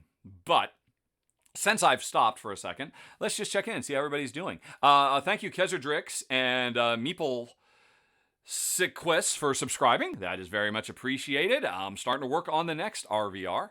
That's pretty cool. And let's see. How is everybody doing? Let's just go back to my main view for a second. Let's just catch a breath. Whew. Things are going pretty well. I'm kind of embarrassed. I had put Camp Pinetop at number 18. And then I get here and I'm like, why did I rate this so low? All I could remember was the stuff I really loved about the game. And Jen really loved it. And that was so dumb that on the next one, when I was talking about Floriferous, that reminded me of my problem. And so I had to go back. But, it's fine. Hey, thank you, Fidelia, for resubscribing. Nice. So, that's kind of goofy. Never had done that before, but it'll work out okay. Obviously, I'm going to have to edit all of this part out. But let's just see what's going on. What have you folks been talking about? I know it's interesting. Once I start going, I've noticed, even though you're all still here, there's almost 100 of you now, you tend to get really quiet. I guess just because you're all going about your business or you're really listening closely to me. I would always expect, there's going to be a lot of, because obviously you're here, because when my sounds dropped twice and you were Johnny on the spots, all of you, Johnny and Janie's and everybody else he's on the spots. Let's see, double fisting the ice cream. Yes, that was actually very cool. And that was very silly of me to start a battle royale after the recording had started. But, and then it was louder than Shay. I did not think that through, but it was fun. And unfortunately, the ice cream almost made it to the end, but not quite. Let's see. All right. What else is people saying? Nope. Thanks for the subscribes again. Nice work, Shay. Yes, Shay does. Shay just does such a great job. It's to the point now. I'll be honest. Between you and me, folks, I don't watch all of his videos anymore because I don't have to check him because I just know he doesn't screw up. I've gotten well past having to give him feedback. He just doesn't. So it used to be I would cover everything, because he covers a lot of games I just fundamentally don't care about. And he did 2 of the ones I didn't care about this week or this month. But I would still watch and give him feedback and stuff like that. I don't have to. He has arrived. He's ready to take over the channel as far as I'm concerned. But yeah, I agree. Very nice work, Shay. Well done. Alrighty. Again, my USB isn't working, but Shay always works out great, so that's fantastic. Meeples and Mocktails points out you can try out Happy City on BGA. Yeah, definitely. Give it a try. It's such a sweet little game. I always feel so bad because there's nothing wrong with it at all. It achieves everything it wants to do. It's just that it turns out it's something Jen and I don't want. I mean, this is one they actually sent to us. I should say, by the way, folks, there is a higher percentage than normal this month of entries that or just have a picture and me just kind of summing it up, because I had to send a big load of games off to the Dice Tower West Convention Library. A few times a year I get a gigantic FedEx freight box. It's literally this big by this big by this big, and I fill it full of hundreds of games. And I had one to send because I was trying to get my last bundle sent off before the Dice Tower West Convention Library in March. And so Jen and I had an epic 8-hour game day, just playing game after game after game after game. And these were all games that hadn't really been high on my gotta try them out, including Happy City. And so, I mean, a lot of these picture ones are just from that day. And actually, it's interesting. Camp Pine Top, I ultimately put in the box, and then a couple days later, after the box was gone, Jen said, "You kept Camp Pine Top, right?" I'm like, "No, I didn't." And I'm like, "Oh!" She really liked it a lot. I thought it was cool too, but it's just, I look at it and it's okay, it's still working great, but I'm just thinking, it'd be so much more interesting if I hadn't bought this special power that lets me ignore the coolest thing of the game, the most interesting and interactive element of the game. So that's why I marked it down. But yeah, still really good game. Let's see here. Right. Oh, what did somebody say? Oh, I see Jorgen says, is the boom causing sound issues? No, it can't. The boom doesn't really exist. Or you're probably joking. I see you have a smiley face now. Yes, the boom is the warning system to let me know. But no, it's totally hardware at this point. So JW is right. I gotta invest in a PCI card for USB, and hopefully that will take care of it once and for all.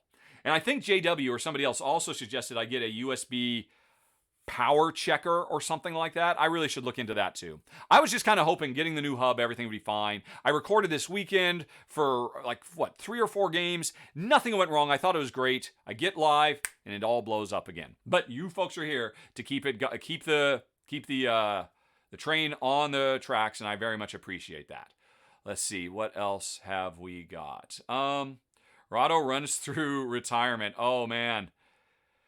Don't tempt me. Do not tempt me. It's going to happen. It is, between you and me, folks, since I'm not recording right now, I know I'm streaming live, but you guys are getting to see the behind the scenes stuff. I've got a probably somewhere between 5 and 10 year plan that slowly over time, as I get more and more people doing run-throughs on the channel, and I'm training them to do it, we should have our first new face, other than Ruel, next month, and I'm so excited about her. She just sent her final attempt, and I think it's going to be for Seven Wonders Architects, and I think her second attempt was just about flawless. So I'm very excited for her, and over time, more and more people doing it means me doing it less and less, more and more people making a living doing this off of my channel, and because I'm not like Tom Vassell. Tom Vassell, it feels like Tom Vassell totally expects to do the Dice Tower until the day he dies. I am much more old and tired than him. I'm only a couple of years older than him, but somehow I'm thinking, I can't keep this up forever. I need to slow down. It will get to the point where, hey, I'm still doing my monthly roundup and doing this and telling everybody, and maybe still doing guest appearances on the R&R show. But again, I'm talking, this is over several years that I'm just going to be slowing down, and more people are going to be stepping up. And again, you didn't hear that here, folks. That's all between you and me. Alrighty. Right. Oh, I see, Kendricks. Yeah, you're. I can see. Yeah, that the explanation. If you're new and you're like, Rahdo goes quiet. All the bombs go off. What does this mean? This is something that has developed over the last couple of weeks. It's your audience, because if you scroll down, you can do stickers, and most of them are bits. They cost 50 cents, 75 cents to do a silly message like, like what? Like what kind of sticker? If you want to say that I'm number one, yeah. Stomp, and all that. That costs you like 75 cents. But there are some stickers that are free, like the bomb, and like good vibes and stuff like that. So it doesn't cost anybody. And every time a bomb happens, I hear it in my ear. And so we have worked out a shortcut. If I hear people starting to do bombs, that means I know my microphone has failed and I got to stop and reset it. So that's what's happening there. Yeah, it's probably very strange for somebody who's showing up for their first one. Why does he go quiet and then the bombs? Is this some kind of game that he's playing? No. But it's working. We're getting through. Alrighty. Right, the boom sound. All right, okay. Let me get another drink of water, and then I got to get back to work. Okay, turn that back on. I'm going back to the slideshow. Hey, folks, so I played 3 games this month. It was nice. That slideshow. Right, so I was just about to do Theros. Let me just go back one page. Oh, wait, no. Actually, I probably want to be on here. Right, okay, yeah, that'll be all right. All right, what's going to be? Here we go.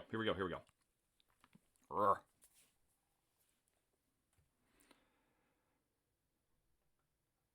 My number 16, Theros. And I gotta say, folks, this game could have probably made my top 5 of the month. It is so good.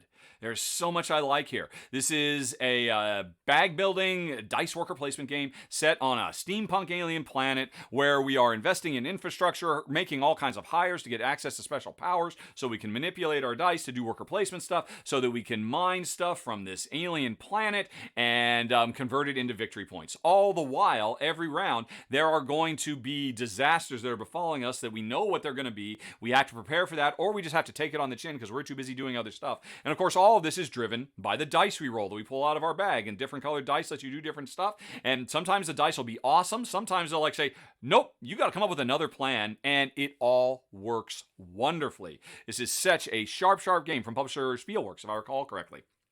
So there's a lot I like here. I have a couple of little gripes about it that really are not that big a deal. Like some of the naming conventions for rounds versus turns are a bit off-putting, but none of that matters. I have one big complaint, and it's so easy to fix. One of the investments you can make, one of the cards you can buy, gives you an ongoing power to let you manipulate the dice, to let you, change dice. Right? And I mean, you need that in any kind of dice game like this. The thing is, that power, I forget what they're called, the adjuster or something like that, this card you have to invest in, and it takes you a while to get this card. That card should be in play from the get-go. Everybody should have access to that power. Because imagine another game, a heavy Euro, like say Castles of Burgundy, that has a lot of dice, dice determining what you can do in a given round. Imagine in Castles of Burgundy that you couldn't get worker tiles until halfway through the game when you've made an investment. And then you can start using workers to manipulate in Burgundy. That's what they did here, and I don't understand why. I forget the name of it. It's like the adjuster or something like that. If everybody just had that one card active from the beginning of the game, this game would rocket from a mid to high 7 up to a mid to high 8 for me. Absolutely phenomenal. So if you ever check it out, let me suggest that as a house rule. It'll make the game so much better. But as it is with the official rules, Theros is my number 16. And hey, we just had a raid. What the heck? I'm going to stop and say hi to everybody. Alrighty, let's go back to the main game view. Hey, who just raided me? I just heard it. Master Goblin Games, 34 of you. Hey, welcome everybody. Here's what's going on. That's the wrong view. How about this view? That's a better view. Hi. I don't know, anybody new here? What we are doing today, every month on the last day of the month, I do a countdown of all the games my wife and I played over the preceding 4 or 5 weeks. That's what we're doing right now. I just finished my number 16 entry, Theros. I'm about to move on to my number 15 and my number 14 and all the way down to my game of the month. And while I'm actually recording though, the thing is, I'm not really going to be able to interact with y'all. So that little thing appears up at the top to remind everybody that while I'm filming, you're basically just a studio audience. And I'm just recording my show. The audience is watching. If you have any questions, hold them until the end because I'll do a Q&A afterwards once I'm finished with the countdown and my recording of the show is over. So, I just saw in the corner of my eye, heard in my ear. We had the Metal Gear Solid raid, and I wanted to say hi to everybody. Welcome to the party. And now I'm going to get back to work and continue counting down. What did I just say? I think I said, and that was my number 16, Theros. Right, okay. So let's go back to PowerPoint.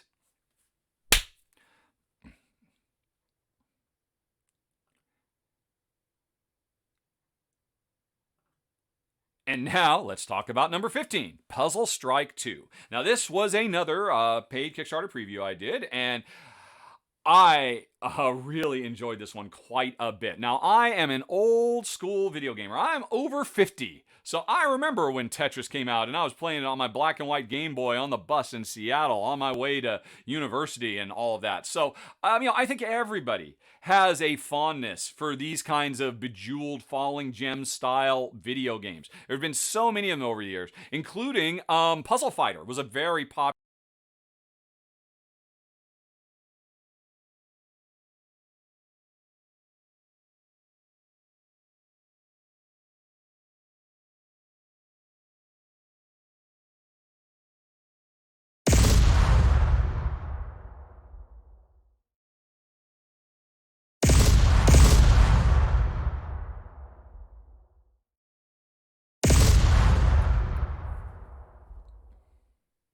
Another thing, folks, I'm having all kinds of technical difficulties. My mic keeps failing, so people boom me to let me know so I can continue. I don't remember what I was saying, so let's just start this whole thing over. Oh my gosh. Wow. Oh my gosh. Okay. And then let's talk about number 15, Puzzle Strike 2, which was a paid Kickstarter preview and a game that I really enjoyed quite a bit. And now, in part, that's because I have a big fondness, a huge nostalgia for, classic Tetris-inspired video games. There have been so many of them over years. I mean, I'm old enough to have been playing Tetris and Dr. Mario back when they first came out on the NES. But these days, Bejeweled, there's so many of them. And they've been in so many different ways. One of the more popular lines of these types of games was called Puzzle Fighters. And Puzzle Strike is basically Puzzle Fighters, the board game, and it works so well. Every round, a bunch of super pretty, colorful gems are going to come crashing down on you, and you've got to manipulate them in this stack to be able to get big enough groups of them so that they will disappear, your stack will sink down, and what ends up happening is the stuff that you got rid of, first of all, it fills up special power meters, and second of all those gems you got rid of get thrown over towards your opponent. And now they've got to deal with that on their turn, and it's like a constant war of attrition. They were just trying to overload each other. Now, all of this is driven by a very solid deck building system. The deck building in this game is very, very good. You start out with some simple stuff, but every round you get to buy more cards and put them into your deck that are based on all these cute, colorful, cartoony fighters. I have seen some people complain they don't really like the aesthetic of the game, but I love it. It so captures that video game feel. It's just absolutely great. Now, there are some very interesting things about this game as well. One of them is the Scepter of Power, which one player is holding. And it's literally represented by a gigantic plastic toy scepter that lights up if you put batteries in it. But anyway, the important thing is whoever holds the Scepter of Power is the target of everybody else's attacks. This is not a game where, I'm going to choose to attack you or whatever. When you hold the Scepter of Power, you are super powerful. Your special power meters are automatically filling up all the time, so you can unleash all kinds of big super combo moves. But it means every other player around the table is constantly deluging you. And so at the end of your turns, or at the end of other players' turns, you have the opportunity to say, I relinquish the Scepter of Power. I don't want this anymore. I need to catch a break. And then all of a sudden, now somebody else is the target of all this.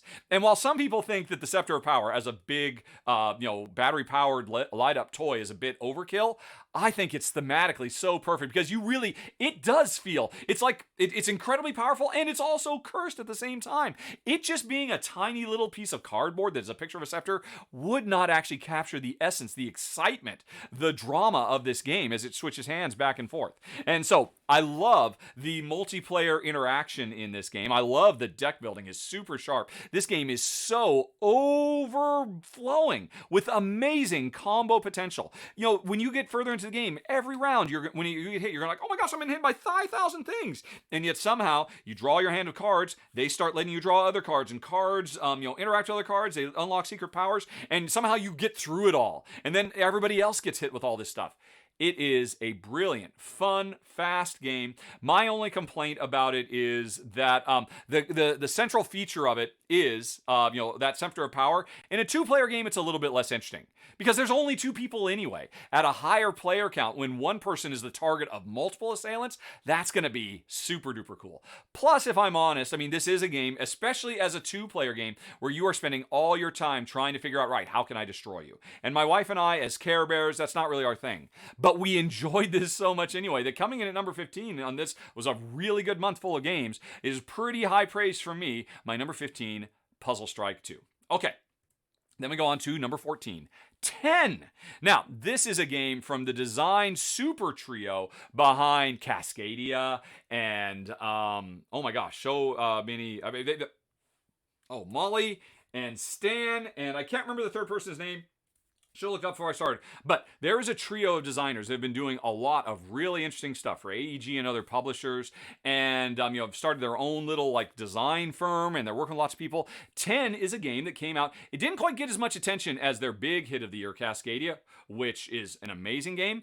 But this is a really sharp push your luck auction game where players are, when it's your active turn, you are drawing more and more cards, trying not to bust, trying not to, the total of the cards you've drawn, try not to go over 10, but trying to give yourself as many cards as you can.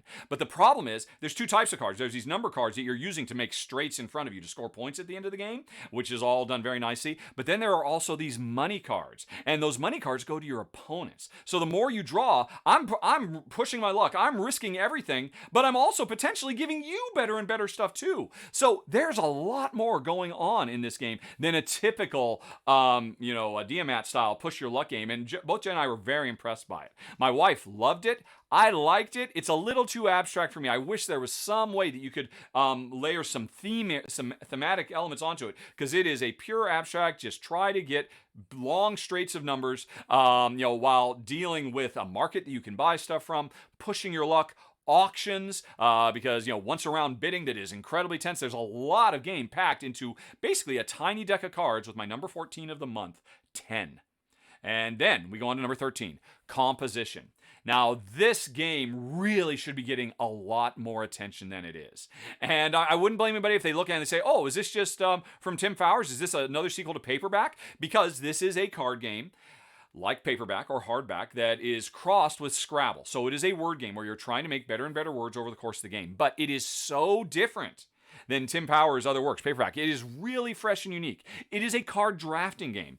Everybody at the beginning of the game gets a special character with a special player power. In the picture I've got here, I was literally a anthropomorphized pile of mud. My name was Mud, and I had a special mud power, and every turn, I always have M, U, and D as a basis for my cards. But every round, in addition to those base cards I've got, I'm going to be drafting from cheap cards, expensive cards. You can earn money in this game and save up to buy the really powerful stuff.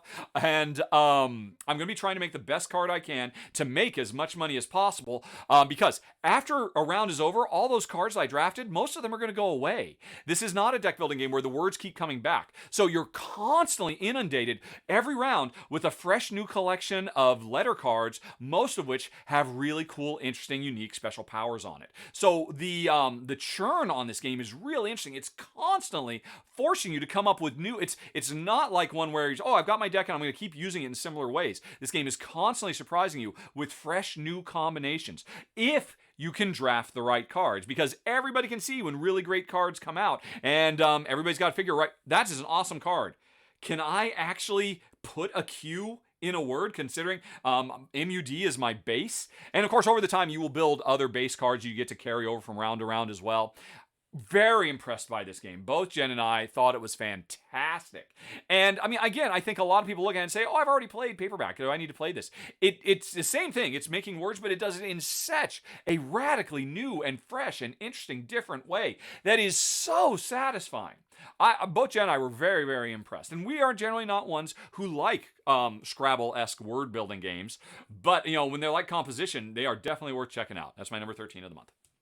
Then we go on to number 12, the Specialists. And now this is a, what would you call it? I guess it's a card drafting game where you are drafting cards to build the perfect crew to pull off big heists all around the world. Jewelry heists, bank robberies, all kinds of stuff. Ocean's 11-y type stuff. And before you actually pull off these heists, like I said, every round there's going to be a collection of cards that are out there, and you have a dice in a queue.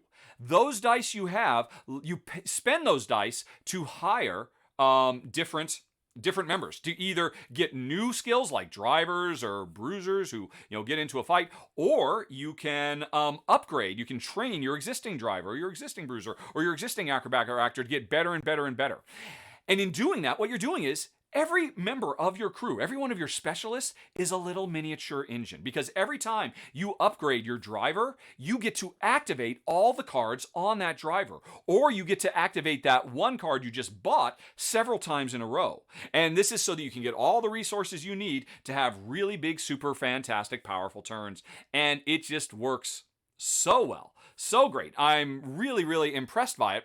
And then that's only half the game, because not only do a selection of specialist cards come out every round, but you also have a new collection of dice. The first thing you do on your turn of the round is you grab one of these dice. They go in your queue. You could use that die you just grabbed to then hire or train people, or you can leave that die alone and use one of your other dice, because the longer you hold on to the dice, the more powerful they get. So you are juggling a lot of things going on in this game. Never mind the fact that you just want to build all these little engines with your different crews so you get all kinds of special powers, but you need to get the right combination of crews to be able to pull off jobs in Rio de Janeiro or Las Vegas or London or whatever it might be. And so every move in this game, there are lots of different considerations to make. Getting the right people, getting the right dice to get the right people. Because your dice, not only do you use them to recruit people, you use them to activate your little miniature engines as well.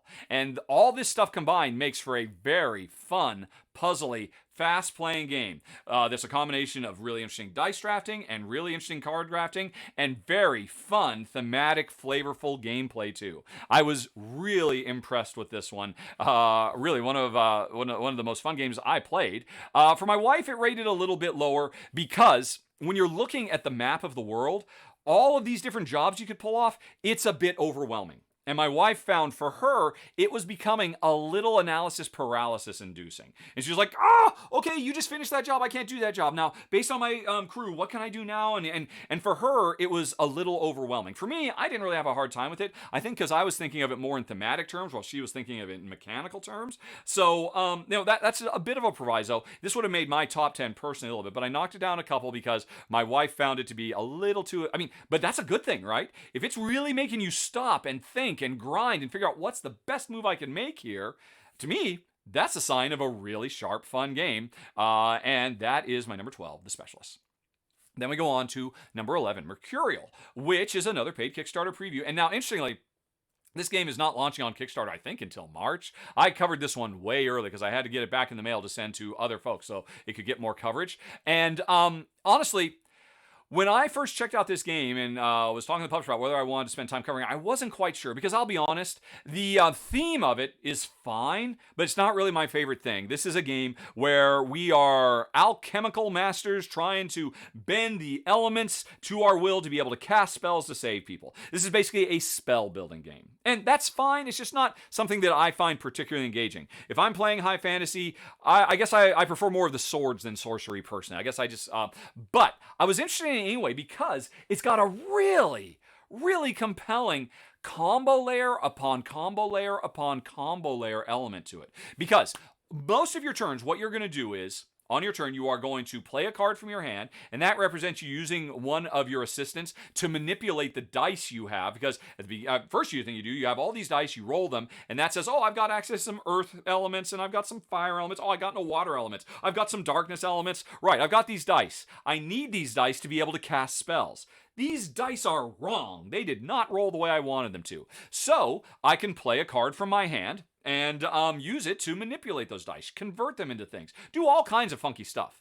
And on my turn, I'm going to take a card from the board and or recover all my spent cards, Concordia style, and then I am going to play a card. And slowly, not slowly, actually very quickly, the turns are very fast. Okay, oh, that's a really good card. I'll go on ahead and I'll use that and I'll play it right now because that's going to turn the 3 void cards I got into anything I want. I need more water, and boom, I'm done. And then that new card I got is gone. Next turn, I could get another card, manipulate things more. But what we're trying to do is we're getting more and more apprentices, assistants that will let us manipulate these dice. But there's another type of card on the board that are the actual spell components. And I have to spend my dice to get those. So first of all, I can grab the assistants for free. Or almost for free. There is kind of a small world style. Hey, if you skip this one, you have to put resources on it that makes it more attractive for other people. It's got that kind of drafting going on. But then I use my assistants to manipulate the dice. Finally, my dice are in position. They let me start getting the spell components. But the interesting thing is, first I had to go through all these different combos of using my assistants to combine them in different ways to get the dice what I want. Then I use the dice to get the spells. And we're only halfway through the whole process because now, eventually, on my turn, instead of taking something and playing something, I could cast a spell based on all the spell cards I've got. And the thing is, each one of these spells, depending on how, these spells all have interesting combo chain stuff as well. And you can combine them in different ways. These chains will double the output of this. This thing will convert the output of one thing into another. So, you had combos of your assistants to combine with combos of your dice so that you could spend those combos to be able to get spells so that you could then combo all those spells together in different clever ways to finally achieve your goal, which is at the top of the board, there's a bunch of monsters to fight and people to save and all kinds of heroic stuff to do. And that's how you ultimately score points. So this game is combo-tastic. Combo upon combo upon combo. And all different kinds. Hand management card combos. Dice manipulation combos. Spell tableau building combos. And it doesn't sound like much, but when you're actually playing it, it is so rich and full. I found myself really projecting myself into the fantasy of, oh yeah, I'm a master alchemist and I'm making all of these disparate things come together to cast this super spell. And if all that weren't enough, there's one more cool thing about this. When you ultimately cast those spells, the spell cards you have comboed together to make your super spell, they either produce restoration, i.e. they heal, or ruin, i.e. they hurt. So they can heal or hurt, restore or ruin. And what you want to do is manipulate the cards so you have a really big hurt, ruining, so you can do big bad monsters, or a really good healing. But often these cards, when you're combining them together, well, this will do 12. This spell I cast right now, it'll do 15 ruination, huge fireball, but it'll also do 5 healing, and they cancel each other out. So 15 minus 5 means I'm only going to do 10 ruination. This heal, I gotta get rid of these things. So it's another opportunity for you to manipulate all these cards. But the brilliant thing is, the most powerful thing you can do in this game is achieve harmony and balance. Because if I can cast a spell that would produce 8 ruination and 8 restoration, then the two forces cancel each other out and become twice as powerful. And I get wild card abilities, or wild card resources I could spend. And it's awesome. It is very tricky to pull that off. And it comes off after a string of combo upon combo upon combo to be able to pull off these super harmonious spells. But that's so satisfying when you do it. So, honestly, like I said, folks, I was thought this is going to be an okay, nice little card game, but oh my gosh, it has really interesting, hidden, surprising depths. My number 11 of the month. Watch for it when it goes on Kickstarter. Remember, this was a paid Kickstarter preview, Mercurial. Then we go on to number 10, Deck-tective. And, I have talked about how my wife and I have kind of really lost interest. We don't have much enthusiasm or excitement anymore for games that are all about us cooperatively trying to sleuth out a murder mystery or whatever it might be and solve a crime. And, these games are coming out all the time. And Deck-tective really sets itself apart from all the other ones. It is, at its heart, just a deck of big cards that comes in a box. But when you start playing Deck-tective, the first thing you do is you take all these murder scene or the crime scene cards and you stick them into the edges of your box, and you create a little three-dimensional scene that you are going to investigate. And the toy factor of that is off the chain. But as soon as I was setting up and I showed my wife, she's like, oh, I can't wait to play this. That is so cool. And she just wanted to pick up the little murder scene and look at all the nooks and crannies. And if you do, you want to, because there is hidden information. And you want to look at all sides of the scene because it's three-dimensional now. And it can update over time because you can slip new cards and override the old cards. So that's why I was interested in Deck Detective, even though I knew Jen and I weren't going to be that interested in solving a murder. But I thought that was going to be really cool. That's not the coolest thing about this game, though. That's neat. But what's very cool is there's a deck of cards. And basically, each player draws a certain number of cards. 3, I think, by default. And when it's your turn, you have to decide to either play one of these cards into the public area so everybody has access to this clue that's going to help us solve the crime, or you trash it and remove it from the game. And then only you know that particular clue, and it's your responsibility to bear in mind whatever that was. Because maybe it was important, but maybe it was a red herring. A lot of these cards are like, this surely has nothing to do with this crime. Okay, this is one of the ones I'm going to trash. Because we need to trash cards, because the more cards that we put in the archive, I think it's got, that we just kind of push out of the game, that allows us to play bigger cards. Because every card has a value. If there are 3 cards in the archive, that means I could play a level 1, 2, or 3 card to the public area so everybody knows and we can start putting cards together and solve this murder. And the trick of all this is, folks, you can't tell anybody about what's in your hand. I'm holding on to this 5. Oh my gosh, I have to tell everybody about this clue because I think you know something I don't know. And if I could tell you about this, but I can't tell you about this, I have to play it. But it's a 5. So we got to, between us, discard 5 cards before I can play this because I think this is the smoking gun, literally. And that's so cool that you have to make informed decisions. Because again, we're all detectives. We're searching around and we're having to make on-the-spot decisions. Is that important? No. Ignore it. So that we can focus on what we think is important. Thematically, it works. From a gameplay perspective, it's brilliant. Both Jen and I were blown away by this. We came in expecting to love the little 3D scene investigation, but we stayed for the awesome imperfect communication co-op gameplay. So, it's awesome. In spite of the fact that my wife and I are so burned out on solving mysteries and stuff like that, we really like this. With one caveat. The reason it doesn't come in higher on my list this month is we played Bloody Red Roses. That was the name of the case, if I recall correctly. Something like that. Oh my gosh, it was so easy. The solution to the crime was so painfully obvious that we kept thinking, wow, it's too obvious. This must be a red herring. And we kept looking for it. Nope, it turns out that's what it was. So it was, and I understand this game is clearly designed to be played with families, and play with kids who can really feel like, oh, I understand what this is, and you don't ruin yourself if you throw away an important thing. But yeah, for me and Jen, we loved everything about this game except we wanted a tougher case to crack. And I don't know, maybe there are other games in the Deck Detective series that are a little bit heavier.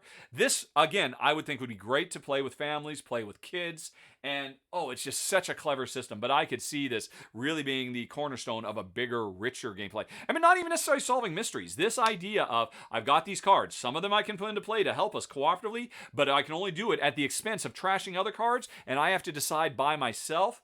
That is so freaking brilliant. I could see this core idea implemented in all kinds of Eurogame systems. And right now, you'll find it in my number 10 of the month, Deck Detective.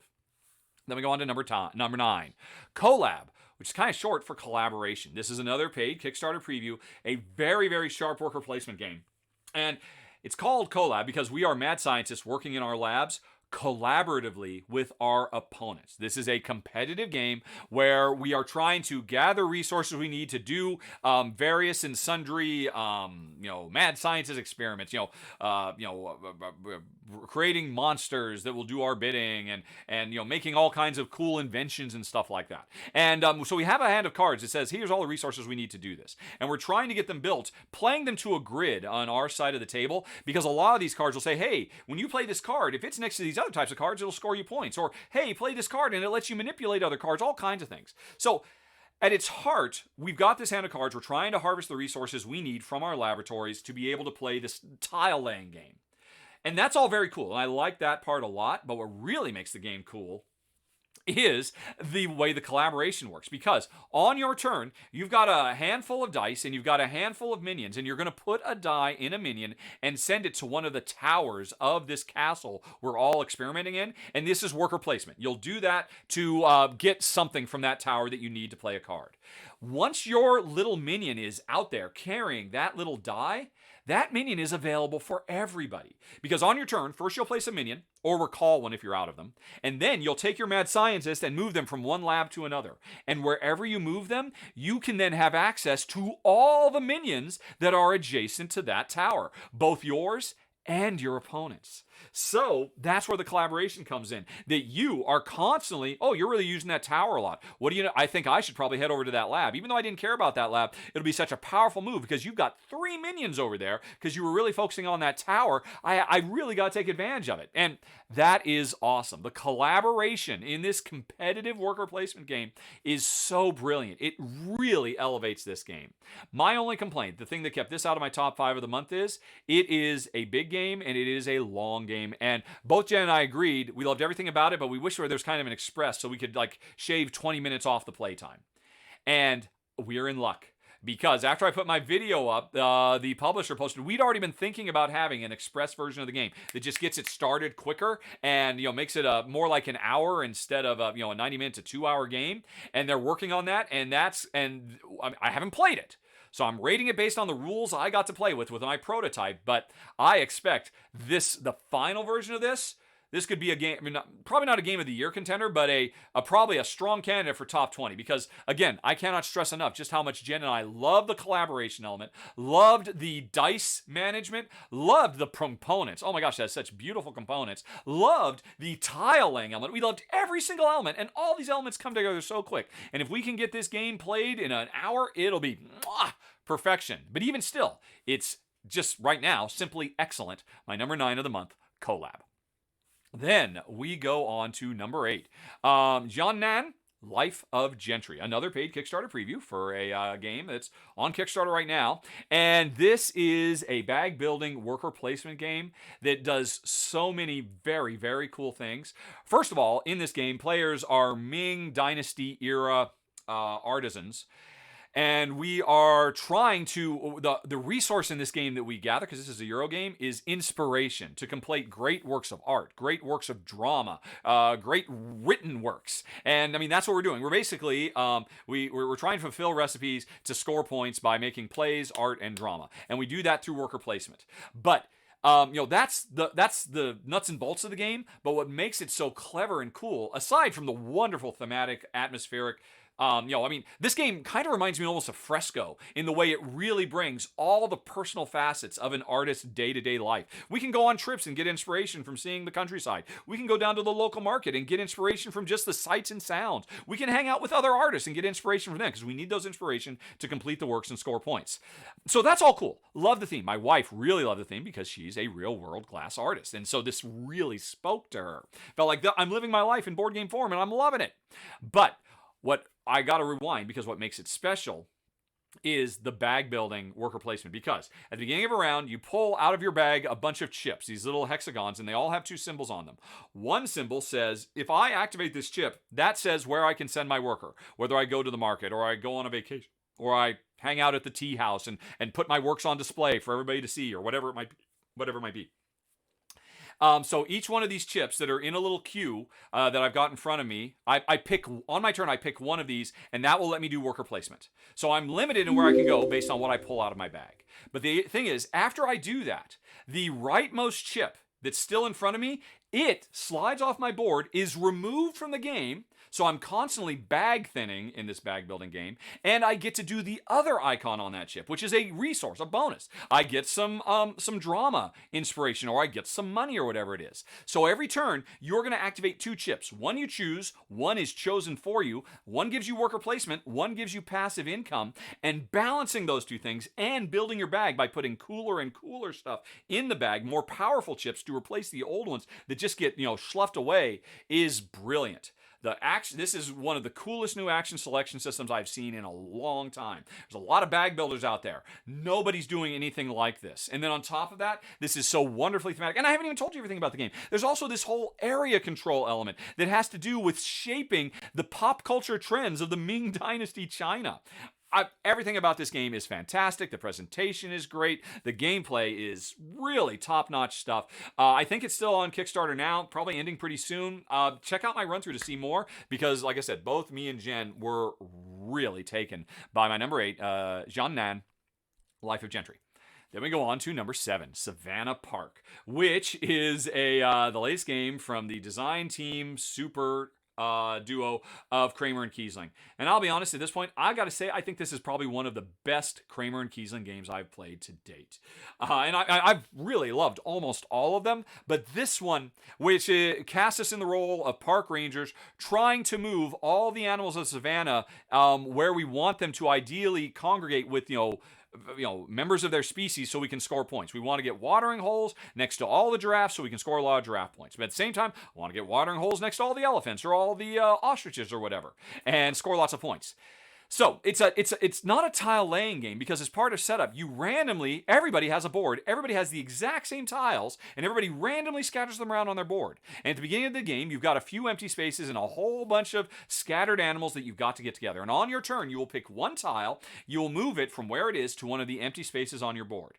And flip it to indicate it cannot be moved again. It's locked in place. And so as soon as I do that, I say, oh, because I moved this double ostrich over here, this is where I want all my ostriches ultimately to go. And so the puzzle of trying to figure out how to make that happen comes into play, and you are juggling so much going on, trying to get your rhino, your hippos with your other hippos, your elephants, your other elements. And of course, the trick thing is so many of these tiles have hippo or rhinos and ostriches. So you need to get this tile in the intersection between where you plan to put all your ostriches and your rhinos. And if you can do this well, and it happens to have watering holes, that watering hole can feed both species and you can score super points. But here's the trick, folks. As I said, on my turn, I'm going to pick one tile, flip it over into its lock state, and put it someplace. And then my turn is over.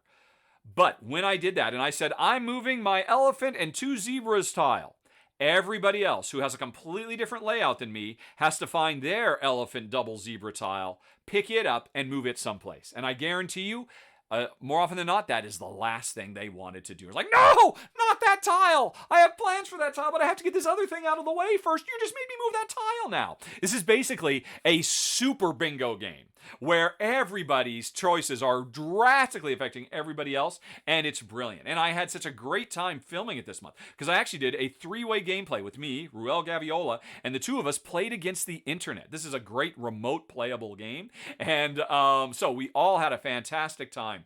The core gameplay, I spent more time than I needed to explaining how this game works. If I sit you down, I can, in less than 2 minutes, teach you everything you need to know about how to play the game, and then we are off to the races. That's what happened when we taught the audience how to play, and they were making smart moves right from the get-go. But this game is deceptively simple, or looking. It is really deep. There's a lot of clever long-term planning that has to go into play, and you have to be ready to zig when you're wanting so badly to zag, because your opponents will say, oh, now it's time to move the 3 antelope tile. Like, oh, not that one. Anyone but that one. Or, wait, I can put it over here, and then that means I can still make this work. You find yourself often saying in your head, I can make this work. I can still make this work. I can fix this. I can fix this. And it's fun from start to finish. Absolutely brilliant. One of the best we've ever gotten from Kramer and Kiesling, and that's really saying something. My number 7 of the month, Savannah Park. Then we go on to number 6, Get On Board. And now this is from Publisher Yellow, basically revamping a wonderful roll and write that came out from Sashi and Sashi, a Japanese publisher a few years ago, called Let's Make a Bus Route. And this is still all about players trying to make the best bus route they can, picking up passengers, getting them where they need to go. It's not rolling, it's flipping cards that indicates what type of bus routes you can lay out on the map every turn, and it is brilliant. This is the 3rd time I've talked about this game. I thought it was brilliant when I played the original Let's Make a Bus Route. I thought it was brilliant when I played the sequel, Let's Make a Bus Route, the dice game, and it can replace the cards with dice. And now I think it's the best it's ever been with Get On Board, because if there was one problem I had with the previous Get On a Bus Route, they did no real interesting player scaling for 2. They've done that now. They've fixed the fundamental problem with the original for lower player counts like us. And Jen and I both agree it is fantastic. It is fun and compelling, incredibly fast, really engaging. And the interplay between players, because unlike most roll and writes or flip and writes, in this game, we're working on the same board. Our own board is just keeping track of stuff, but we're doing things on the main board. And if you make a bus route that gets in my way, well, I got to get through there before you do so that I'm in your way, because if I ever have to put a bus route where you've already been, I suffer traffic penalties. And so the passive interaction between players is really interesting, engaging, a fun, fast-playing, puzzly flip and write. Cannot recommend this one highly enough. I've liked every iteration, and this is the best one yet, my number 6 of the month. Get on board. Get on board with Get On Board, everybody. Then we go on to number 5, Old London Bridge. And this is another one that's going to be going on Kickstarter. I believe it launches in the month of February. So it's not live yet, but it will be very, very soon. And I feel like I'm saying this a lot these days. I need to start working on a top 10 biggest surprising games. There's no two ways the Old London Bridge does not make my most surprising games I've played in years. Because I thought I knew what this was going to be going in. A simple, lightweight, family-friendly, maybe with a little bit of gamer geek crunch from publisher Queen Games. They do a lot of these kinds of games. And I really like the subject matter. Old London Bridge has been built, and we are engineers trying to get a series of buildings built on the bridge so we can score points. The trick is,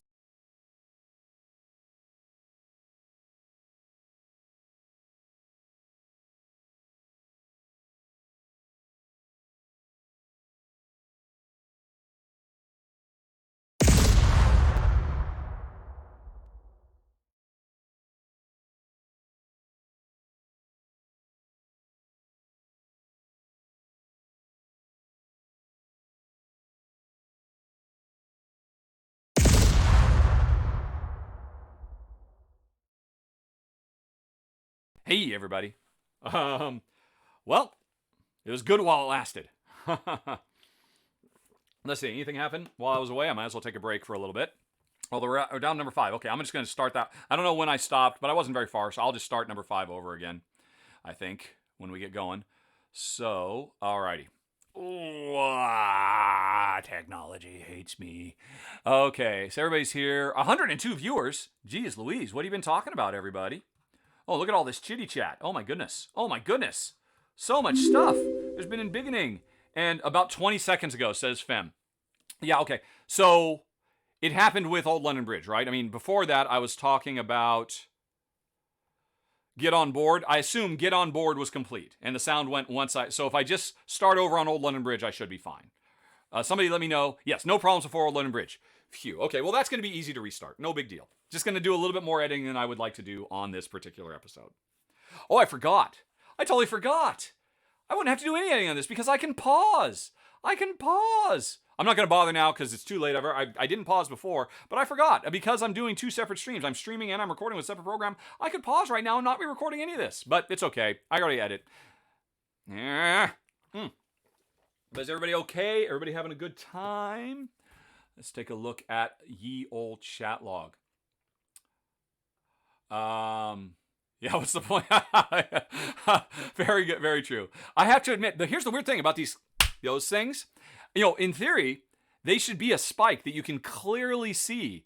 But even though I'm clapping right here, they don't. I mean, the spike of that is pretty much pegged at the same as the top volume of my voice. My voice is too loud. Apparently I'm talking as loud as like a really loud clap the whole time. So those claps are harder to find than you would expect. It's easier just to look for the silent parts, which I should have been making silence. I should have been doing some silent stuff, but it's okay. I'll figure it out. I've got all afternoon to edit. It's all right. I'm just really appreciative that you folks are here to let me know that happened. Oh, the one tar is in the house. Hello. Hello, T. How are you doing? I hope everything's going okay down there. It's nice to see you. Oh, hi. I will always be your biggest fan, and thank you for all the help you have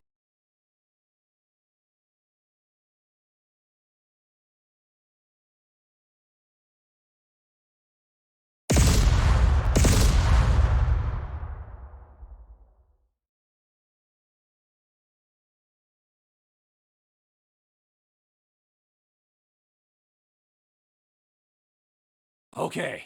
You know what? I'm going to go swap USB jacks again because there's nothing else I can do. I might as well at least try that because I've still got 5 games to talk about and we're going to get through this. God damn it. Hold on. We'll be right back. Urgh. Which one are you? You are plugged into this. All right, plugging that in. Sorry, I just need to, at least you can listen to me. I forgot to turn on the we'll be right back thing. Arg! All right, let's plug you in over there. Plug you in over there. Oh, wait. Oh, no. It's that one. Right, let's plug you in over. Unplug you.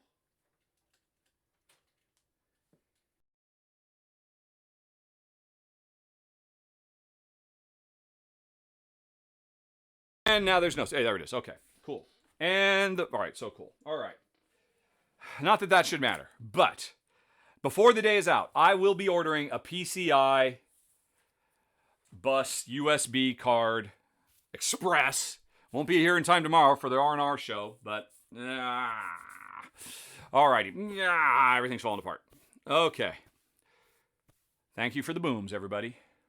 Okay, let's see. What's going on here? A software issue. Did you upgrade your microphone drivers in Windows? I could look right now. I mean, I regularly... I'm a pretty aggressive upgrader. Let's see here. No, I'm not going to do that right now. No, that's ridiculous. I'm not going to go down that rabbit hole. We're here to talk about games. I will check that after the case.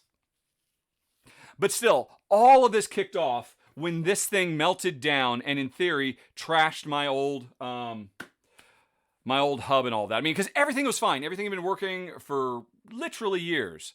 And so that still seems to be the inciting incident. And it just seems like nothing but hardware upon hardware because it's not just the microphone. The microphone dies. I'm glitching out on this. In this stream, for the first time ever, my wireless USB mouse and keyboard died. So unless I'm systematically and all my drivers have died, it's more likely I'm having USB crap problems because they got melted down by that rogue prototype thing I've got. That's still, I think, the best working assumption. Do not throw that at my screen. What? Oh, you're talking amongst yourselves. Your folks are talking amongst yourself. Competing audio drivers. Yeah, it could be. It could be, fam. Oh, but anyway, yeah, I'm sorry. I'm so close. I need to get back to this. So let me go back to the PowerPoint. Hello, everybody. I would chat more, but I'm getting back to work. All right. And remember, I will read everything that's said in this chat later on today. So if anybody has any really interesting bits of wisdom, drop them. Even if I miss them now, I'll catch them later because I always do that after live streams because there's so much good stuff that I miss. And I always try to answer everybody's questions whenever I can. All right, so where am I going? I need to go back over here to PowerPoint. Boop. Where'd PowerPoint go? Hello. PowerPoint? PowerPoint? Oh, I must, all right. Okay, that was weird. Okie doke, no problem. Alrighty.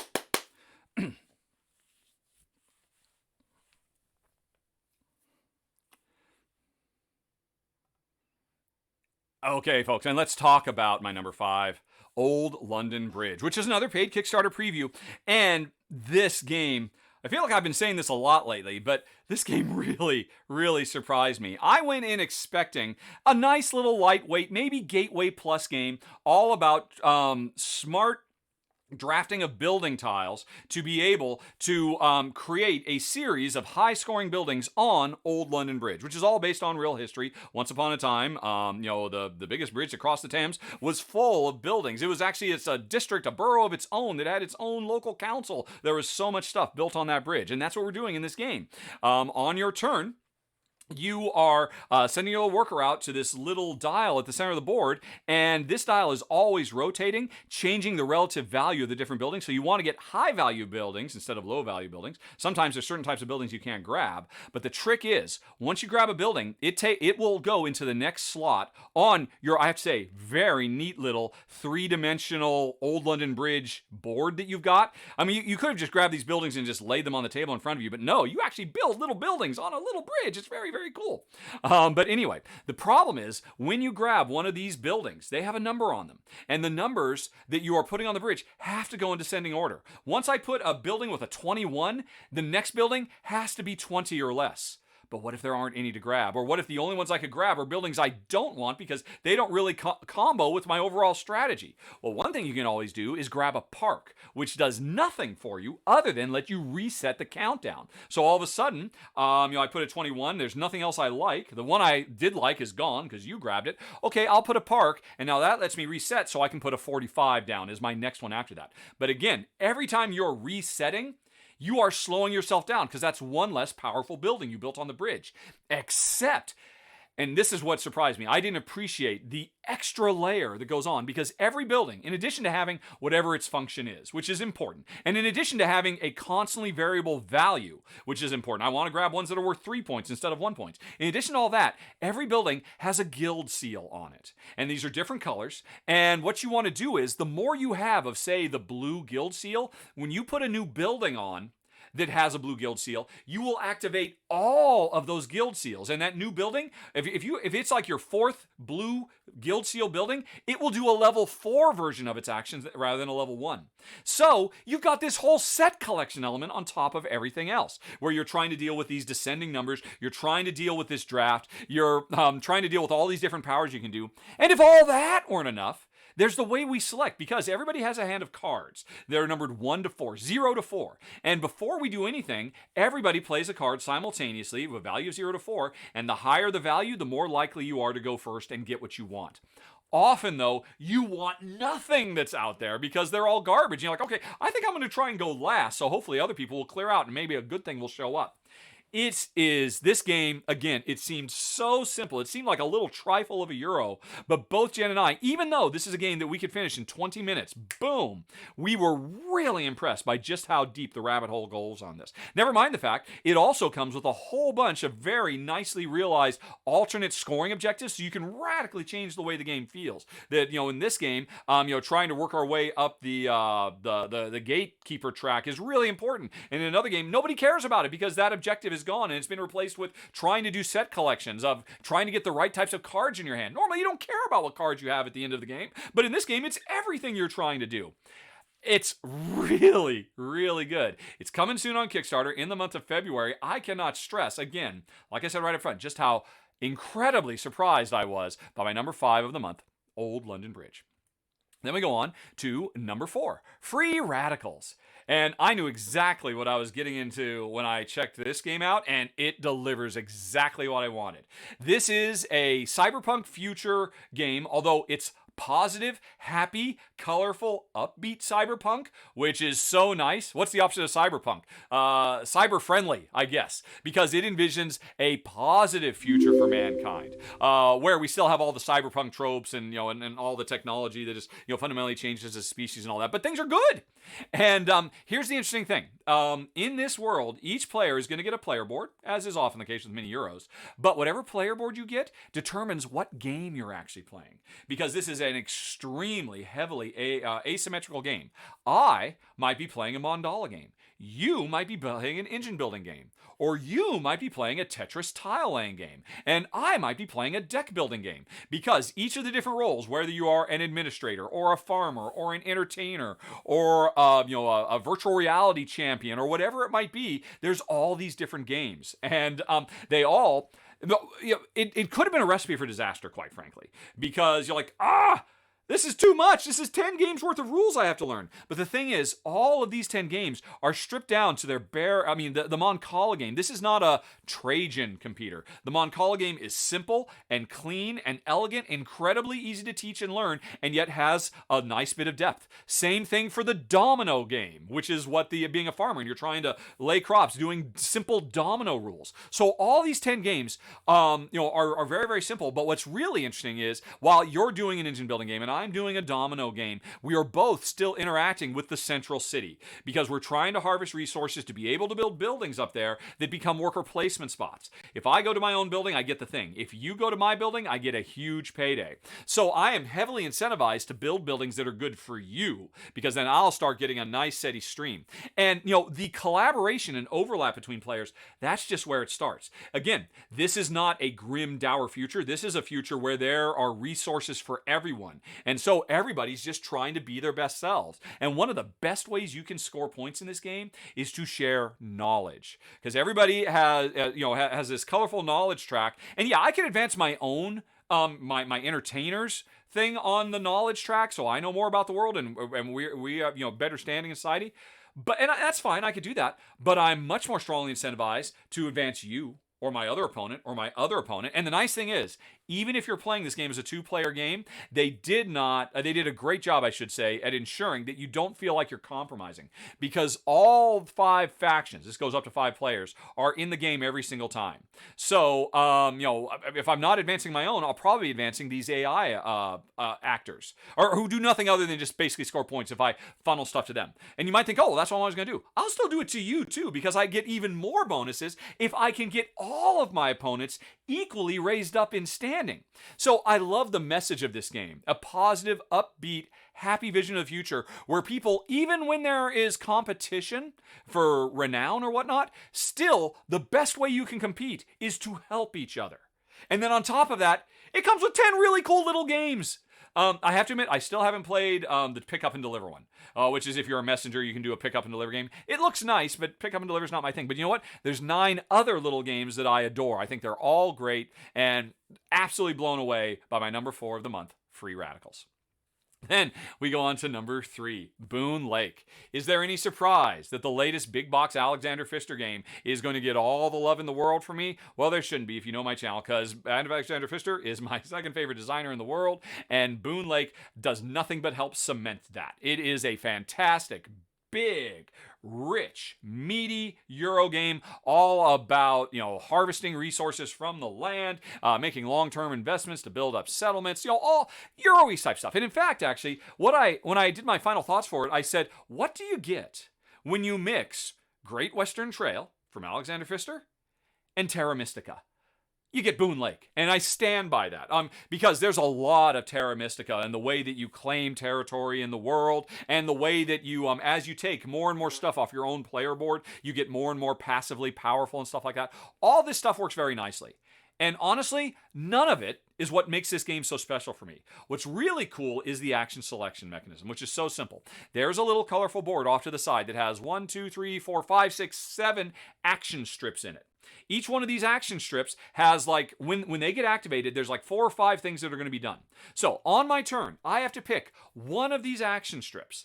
I personally, on my turn, get to do everything on the left side of the strip, and everybody, myself included, gets to do everything on the right side of the strip. And after I do that, I take that strip, I put it down at the bottom, and then slide everything up, thereby making it a very suddenly unattractive strip to take. Because you want to get the strips that are at the top of this pile. Because if you take the ones at the bottom, you actually lose points, so you don't want to do that. You don't want to do something right after somebody else did it. But the higher up you are on the pile of action strips when you take one, you get another benefit. At the end of your turn, you are going to make progress moving your ship down the river, and that is the timer for the game. You want to move down this river as fast as you can, because the early stages on the river don't get you much resources. The later ones give you a lot. Plus, they also dictate the overall tempo and pace of the game. So, you are heavily incentivized to take whatever's at the top of the strips. Unless, of course, it just turns the action you want to do is the one that's 2 up from the bottom. Will you do that? It means you won't move very far in the river, but maybe that's okay because you only need 1 more coin, and that's all the farther you need to move on the river. But there's another thing too. The game comes with a gigantic stack of cards, as is often the case in Pfister games. You usually have a big old bunch of cards in your hand, and every time you do one of these strips, all the strips have one thing in common. They let you play cards from your hand or trash them to make money. Yes, folks, this is a multi-use card game as well, on top of everything else. And I love multi-use cards. And the problem is, all these different strips. They are day, dusk, or darkness strips. And you have cards that match. I might have nothing but daytime cards in my hand, which means whatever strip I take, I can only activate cards if I take a daytime strip. But the best strip I could take, the one who's action, the one that let me move first on the river, is a dusk card, and I don't have any dusk cards. So do I wait, or do I forgo that? You are constantly having to make interesting choices and compromises in this game, and the heart of this game is so clean and elegant and simple, and yet it's so big and rich and deep. I absolutely love it, as did my wife Jen. My only complaint, it's a little long. I would love. I actually talk about this in my final thoughts, which I don't think have gone live yet. They'll be going live, I think, at the end of this week. I have a house rule variant that I think fixes this and puts it in like my top 3. This is currently in my top 10 games of 2021. It could have been in my top 3 with this one little house rule variant that I will talk about when my run through comes out, and you'll see it. And you can let me know if you think I'm crazy. I think it's so crazy it just might work, and it might make this game just about perfection. As it is right now, it does not supplant my favorite Fisters, but it is up there, and it is fantastic, and it's my number 3 of the month, Boon Lake. Then we go on to number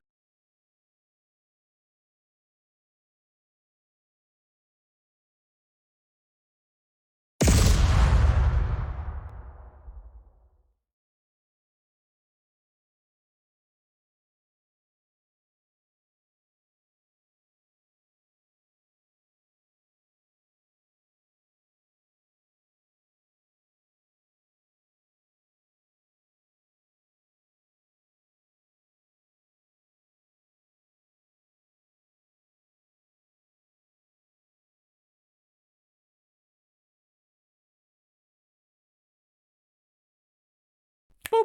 There we go. We're to number 2, folks. We've almost made it. Oh, and I have to do an R&R with Ruel tomorrow as well.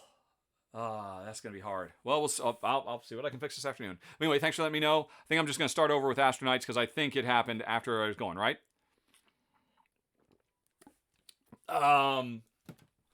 There. I'm doing a British flipping off of the microphone, which American viewers and people outside of England have no idea what this is. So there you go. There you go, Sisman. Yes, okay. I'm just going to restart number 2. We're almost done. Oh my gosh, I've been going for 2 hours and 15 minutes. Oh, geez. You know what, folks? I don't think there's going to be much time for Q&A afterwards because I have more editing to do today than I thought I was going to have to do to get this video ready for tomorrow. So, but tell you what. We're almost done. I'll do a little bit of Q&A. I'll do like 10 minutes of Q&A after I'm done. Start asking your questions now if you have any that you would like, just for a regular Rahdo Q&A. But here's the trick. Start your question with a question mark. Like here, I'll do one in chat right now. Why did I start with a question mark on this question? Because. Right. If you start like that, if you start your comment with a question mark, I've got this cool new little program that automatically detects that and channels your question into a special feed so I won't miss your questions. So I've got like another 5-6 minutes. Start asking questions now, open them with question marks, and then when we're done, I will load that list up if you have any questions, and we'll do a brief Q&A before I go off and edit for the rest of the day. Hopefully that makes sense, right? Okay, if so, let me get back. Let's all go back to the, right. To the right. Okay, we need to reset this slide in PowerPoint. Need to come back to PowerPoint. Reset. I said reset, or don't. Oh, Clyde, man, 3 months? You want to subscribe to 3 months to this? Are you sure? Well, let me know if you want a refund. I can offer no refunds. But thank you very much. We are now on our way to unlocking the March RVR because we've already unlocked the February RVR. But every subscription gets us one step closer to more content with me and Ruel, with hopefully a fixed camera. All right, so I just finished Moon Lake. I'm going to hit next. And right, and there we go. And everything seems fine here otherwise. Thank you very much, Clyde, man. That's very cool. Very cool. Okay. Drink. Oh, and I've got that. Okay. Yep. And number 2 on the list this month, Astronauts, which is another paid Kickstarter preview, and really, it should come as no surprise to anybody how much I love this game, because this is a sci-fi, think Buck Rogers meets Flash Gordon meets Guardians of the Galaxy style reimagining of one of my favorite cooperative fantasy card games of all time, Aeon's End.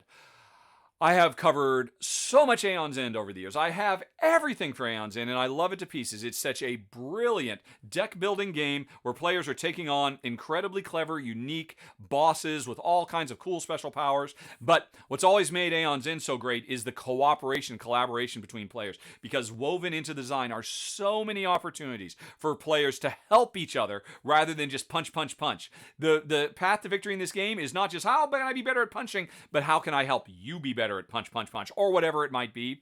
And all of that transmits over to Astronaut wonderfully.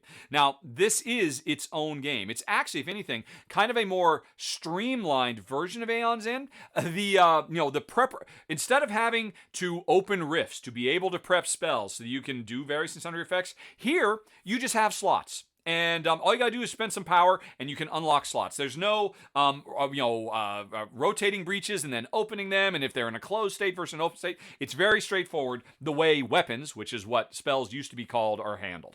And so that's like a big, big change. Also, this game super fast to set up, really smooth and easy.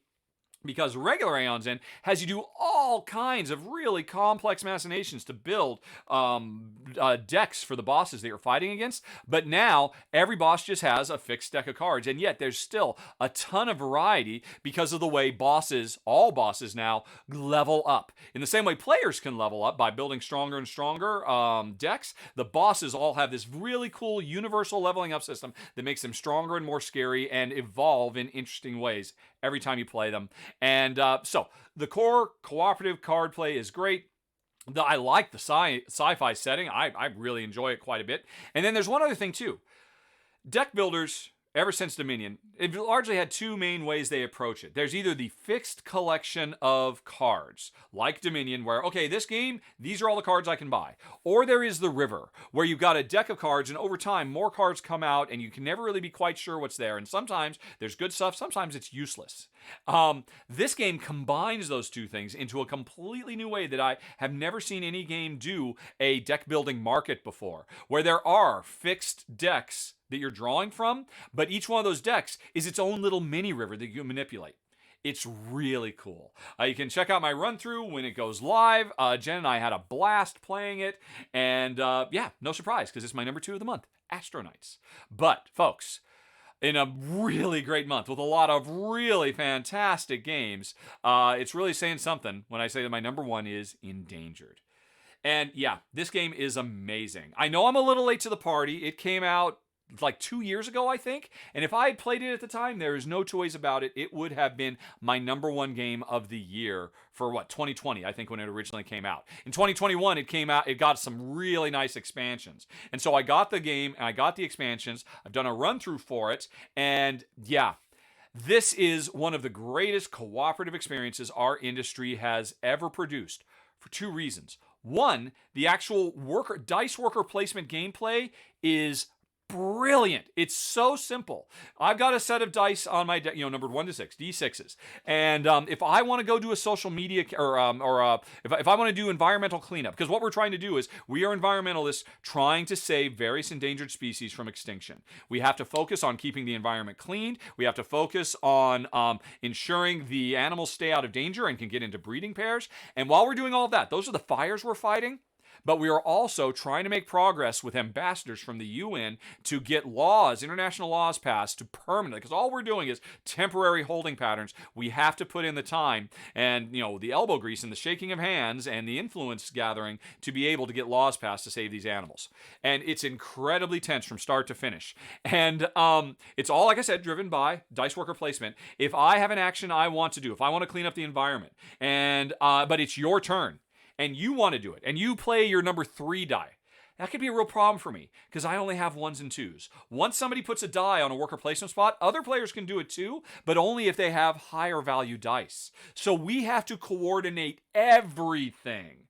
It's like, no, let me go first. Let me go first, because I can use this 1 over here, and that means you could still use your 3, and we can do a double cleanup, and that will clear out all of that oil spill so that the, the otters, those particular otters who are about to breed won't die this round. That's how we've got to do this. And so the game is chock-a-block full of that kind of coordinated planning every round, because every round everybody rolls their dice and starts figuring out, oh, I got a bunch of low dice. I need to go quick. But I need you to do your action first to give me access to this other action. But that means you're going with your high dice first. And how are we going to manipulate this? How are we going to fix this? Of course, like any good dice worker placement game, there's lots of dice manipulation. But more than anything else, this game focuses more on player order manipulation and trying to play with that. It is brilliant. The gameplay is fantastic. And like I said, that's one of 2 reasons this, I think, is one of the best games the industry has ever come up with. The other reason is the message it tells. This game is incredibly timely. It's incredibly harrowing. And if anything, while I love it, and I think it's one of the best games I've played in years, my wife can't play it because it is too heartbreaking. This game takes you on such an emotional roller coaster. When we were trying to save sea turtles, who were just trying to get to the beach so that they could spawn, and we realized, oh crap, based on the situation we're in, we have to, one of these pairs of breeding turtles, they're just trying to live their lives. We have to split one of these pairs up so that one of them will die, so that the other ones can live. And after 2 or 3 rounds of Jen having to make decisions like that, deciding who lives and who dies, because the goods of the many outweigh the needs of the few or the one, she couldn't handle anymore. It made her simultaneously too incredibly sad and too incredibly angry.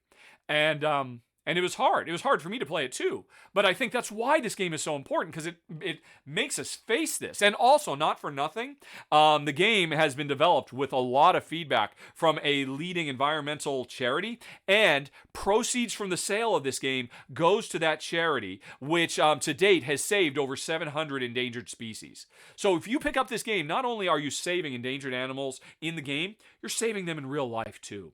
And it's got such an incredible, important, timely message, but it's also an incredibly fun game to play.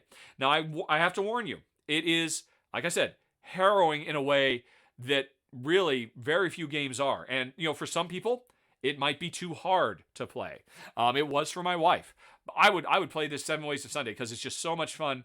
And while it can take you on real depths of despair, if you can pull off a win, it can be satisfying in a way that few games are. And so I'll just stop right there and stop blubbering over my number 1 game of the month, and really one of the best games in years, Endangered. Oh boy. Okay, folks, that is it. We are Dunsville with another Roundup. Thanks for going the distance with me. Sorry, I kind of lost my composure there a little bit, but as always, hopefully, I had a fun time. That was a lot of really great games. Maybe you saw a couple that were interesting to you. And if you'd like to know what's coming next, hit that eye in the top right corner of the screen, and you can go to my Coming Soon page where I tell you all about what we're currently planning. Plans change, but what we're currently planning on covering in the month of February. And otherwise, I just want to say thanks for everybody for watching the show. Thanks to my wife for putting in the time to play these games, sometimes even if it's a tough one. And also, thanks as always to the sponsor of the show, Fun Again Games. Have a nice day, everybody. Talk to you later. So long. Bye-bye. Whew. I forgot Endangered was my number 1. If I had remembered, I might have prepared myself a little bit to not be quite so emotional. But there we go, folks. The show is over. Mom Gamer, well, I thank you for resubscribing again. Hello. Let's see. Oh, I need to make this bigger so I can see your whole message. Just got endangered. I am a compassionate person. I tried. Thank you, Mom. It's just so weird. I have my mom still with me. Thank you, MG. Oh, by the way, MG. No, I'm not going to talk about that. I'll need to whisper you later. But anyway, sorry, that's neither here nor there. So let's see. Did anybody ask any questions starting with a question mark? And if so, let me find my little Hoozy Majoozy link. Yes, I've got a few. Okay. So hey, this is easy peasy. Itris3 asks, when should the Kickstarter for Astronauts launch? I can't find it. It has been delayed. It was originally supposed to be on January 25th, and they keep pushing it back. Let me tell you what the last thing they told me was. I don't know if this is public information, but It's just between me and 92 of my closest friends. So let's see here. They have currently told me that it has been pushed back to, I want to say the 8th. Is that right? Oh, no, I'm looking in March. I'm looking in, yes. Astro Knights, Old London Bridge, Rolling Heights, and Antares. I should have videos for all of those on the 8th. Sea of Havoc launches tomorrow on the 1st.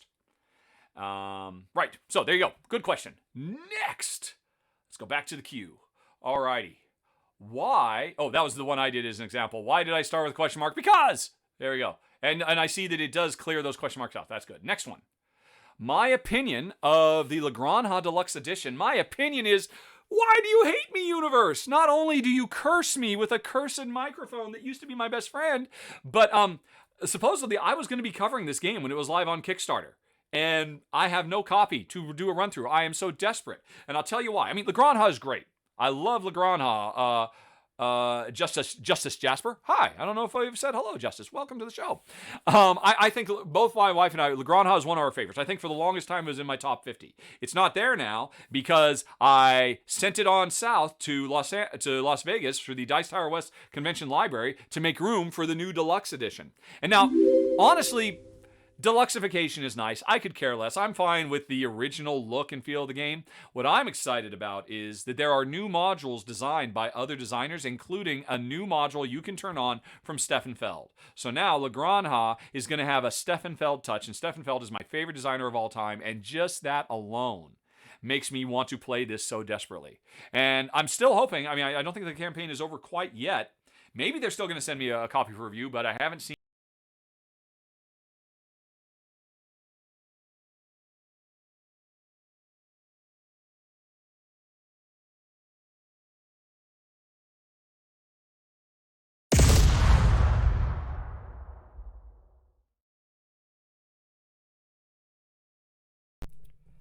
You know what I'm worried about now? Now that I have unplugged and replugged this USB B jack into this mic so many times, I'm wondering if this is starting to become a bad connection now. Because I shouldn't be having to do this often. So that kind of worries me too. But anyway, which of the games would I move up would improve most? Let me pull up the list here. All right, I want to see the entire PowerPoint. Hold on a second. Hold, please. Where are you? PowerPoint. There we are. Boom. Right. So no endangered. Just stop the show. Alrighty. Make these bigger. Okay. DTT. There. All right. Camp Pinetop. Oh my gosh. Oh. Okay. Oh, you folks can't see this, can you? What do you see? Oh no, you do. Yeah, you see it. Yeah, you can see it. So Camp Pinetop. That would go up significantly, hugely. I think it's going to be either Cat Pinetop if they had just gotten rid of the why give players the opportunity to turn off the coolest thing in the game, and everybody will do it because it's a cheap, easy thing to get rid of, and then it's just like all your interaction just disappears. Don't do that. If you've got a really great interaction system, don't let players turn it off because it makes life easier for them. Make it hard. Anyway, but even more so, Theros. If you are making a game with dice manipulation, don't make me have to buy the dice manipulation because I have other things I want to buy. I want to buy the basis of my engine. It would be one of those two. Both of those would climb hugely with the simplest little. Oh, no. Oh. I'm sorry. I'm not answering your question. I am answering. Oh, look. Hey, do the questions not appear if I'm here? Did it go away? Oh, that's right. I forgot. I think this new system makes them disappear after 2 minutes. So the question's gone. But anyway, I talk longer than that. I'm going to have to extend that. Both of these would improve with little house rules. You asked playing them at higher player counts. Probably Camp Pinetop. Probably. No. Floriferous. Floriferous, I hope to be able to play that at a higher player count someday. Because, this would be so much nicer with a third or fourth a row of cards to draft from. I think that would be the one. The lucky girl I'm going to marry. Don't know why I am quoting Gaston from Beauty and the Beast. Alrighty. Do I have a second computer? Might help. Jen has a laptop. I have a laptop. Jen has an old beat up laptop upstairs that is a laptop we used to use. So no, I do not have another full PC. You're right. That would be a good idea to test that out. I do have laptops. I could try that. But these laptops cannot handle I mean, these are cheap little $300 Lenovo laptops. They could not handle the overhead of running 2 copies of OBS at the same time, I don't think. It's a good idea, but not in the cards. But still, I choose to be incredibly optimistic about the idea of just getting the dedicated PCI USB card. That's got to fix it, right?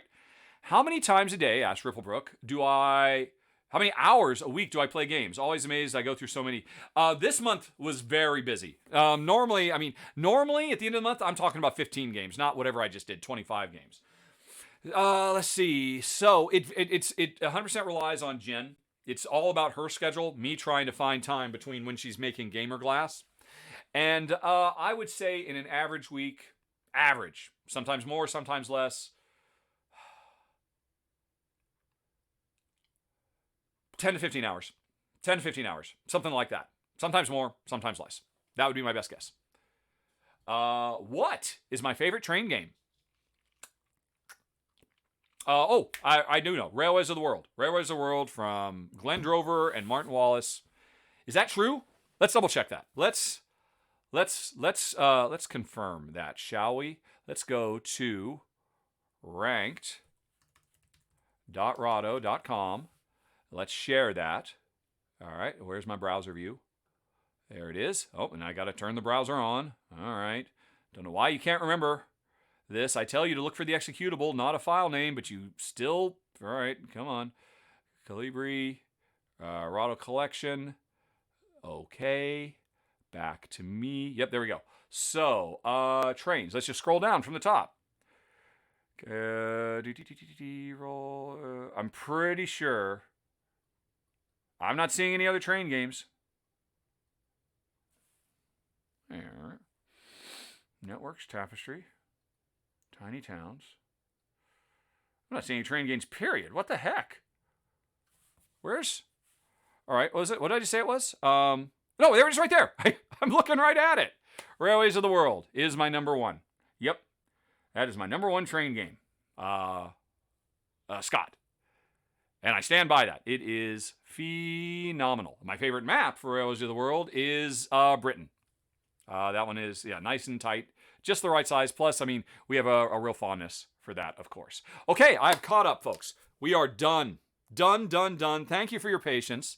Thank you so much for helping me through all my trials and tribulations, technological trials and tribulations, my triple T's, my tech trial tribs. And thanks. We will be back tomorrow. I will be here at noon with Ruel doing a new top 10. I think it's top 10 upcoming Kickstarters. We always start every month off with that.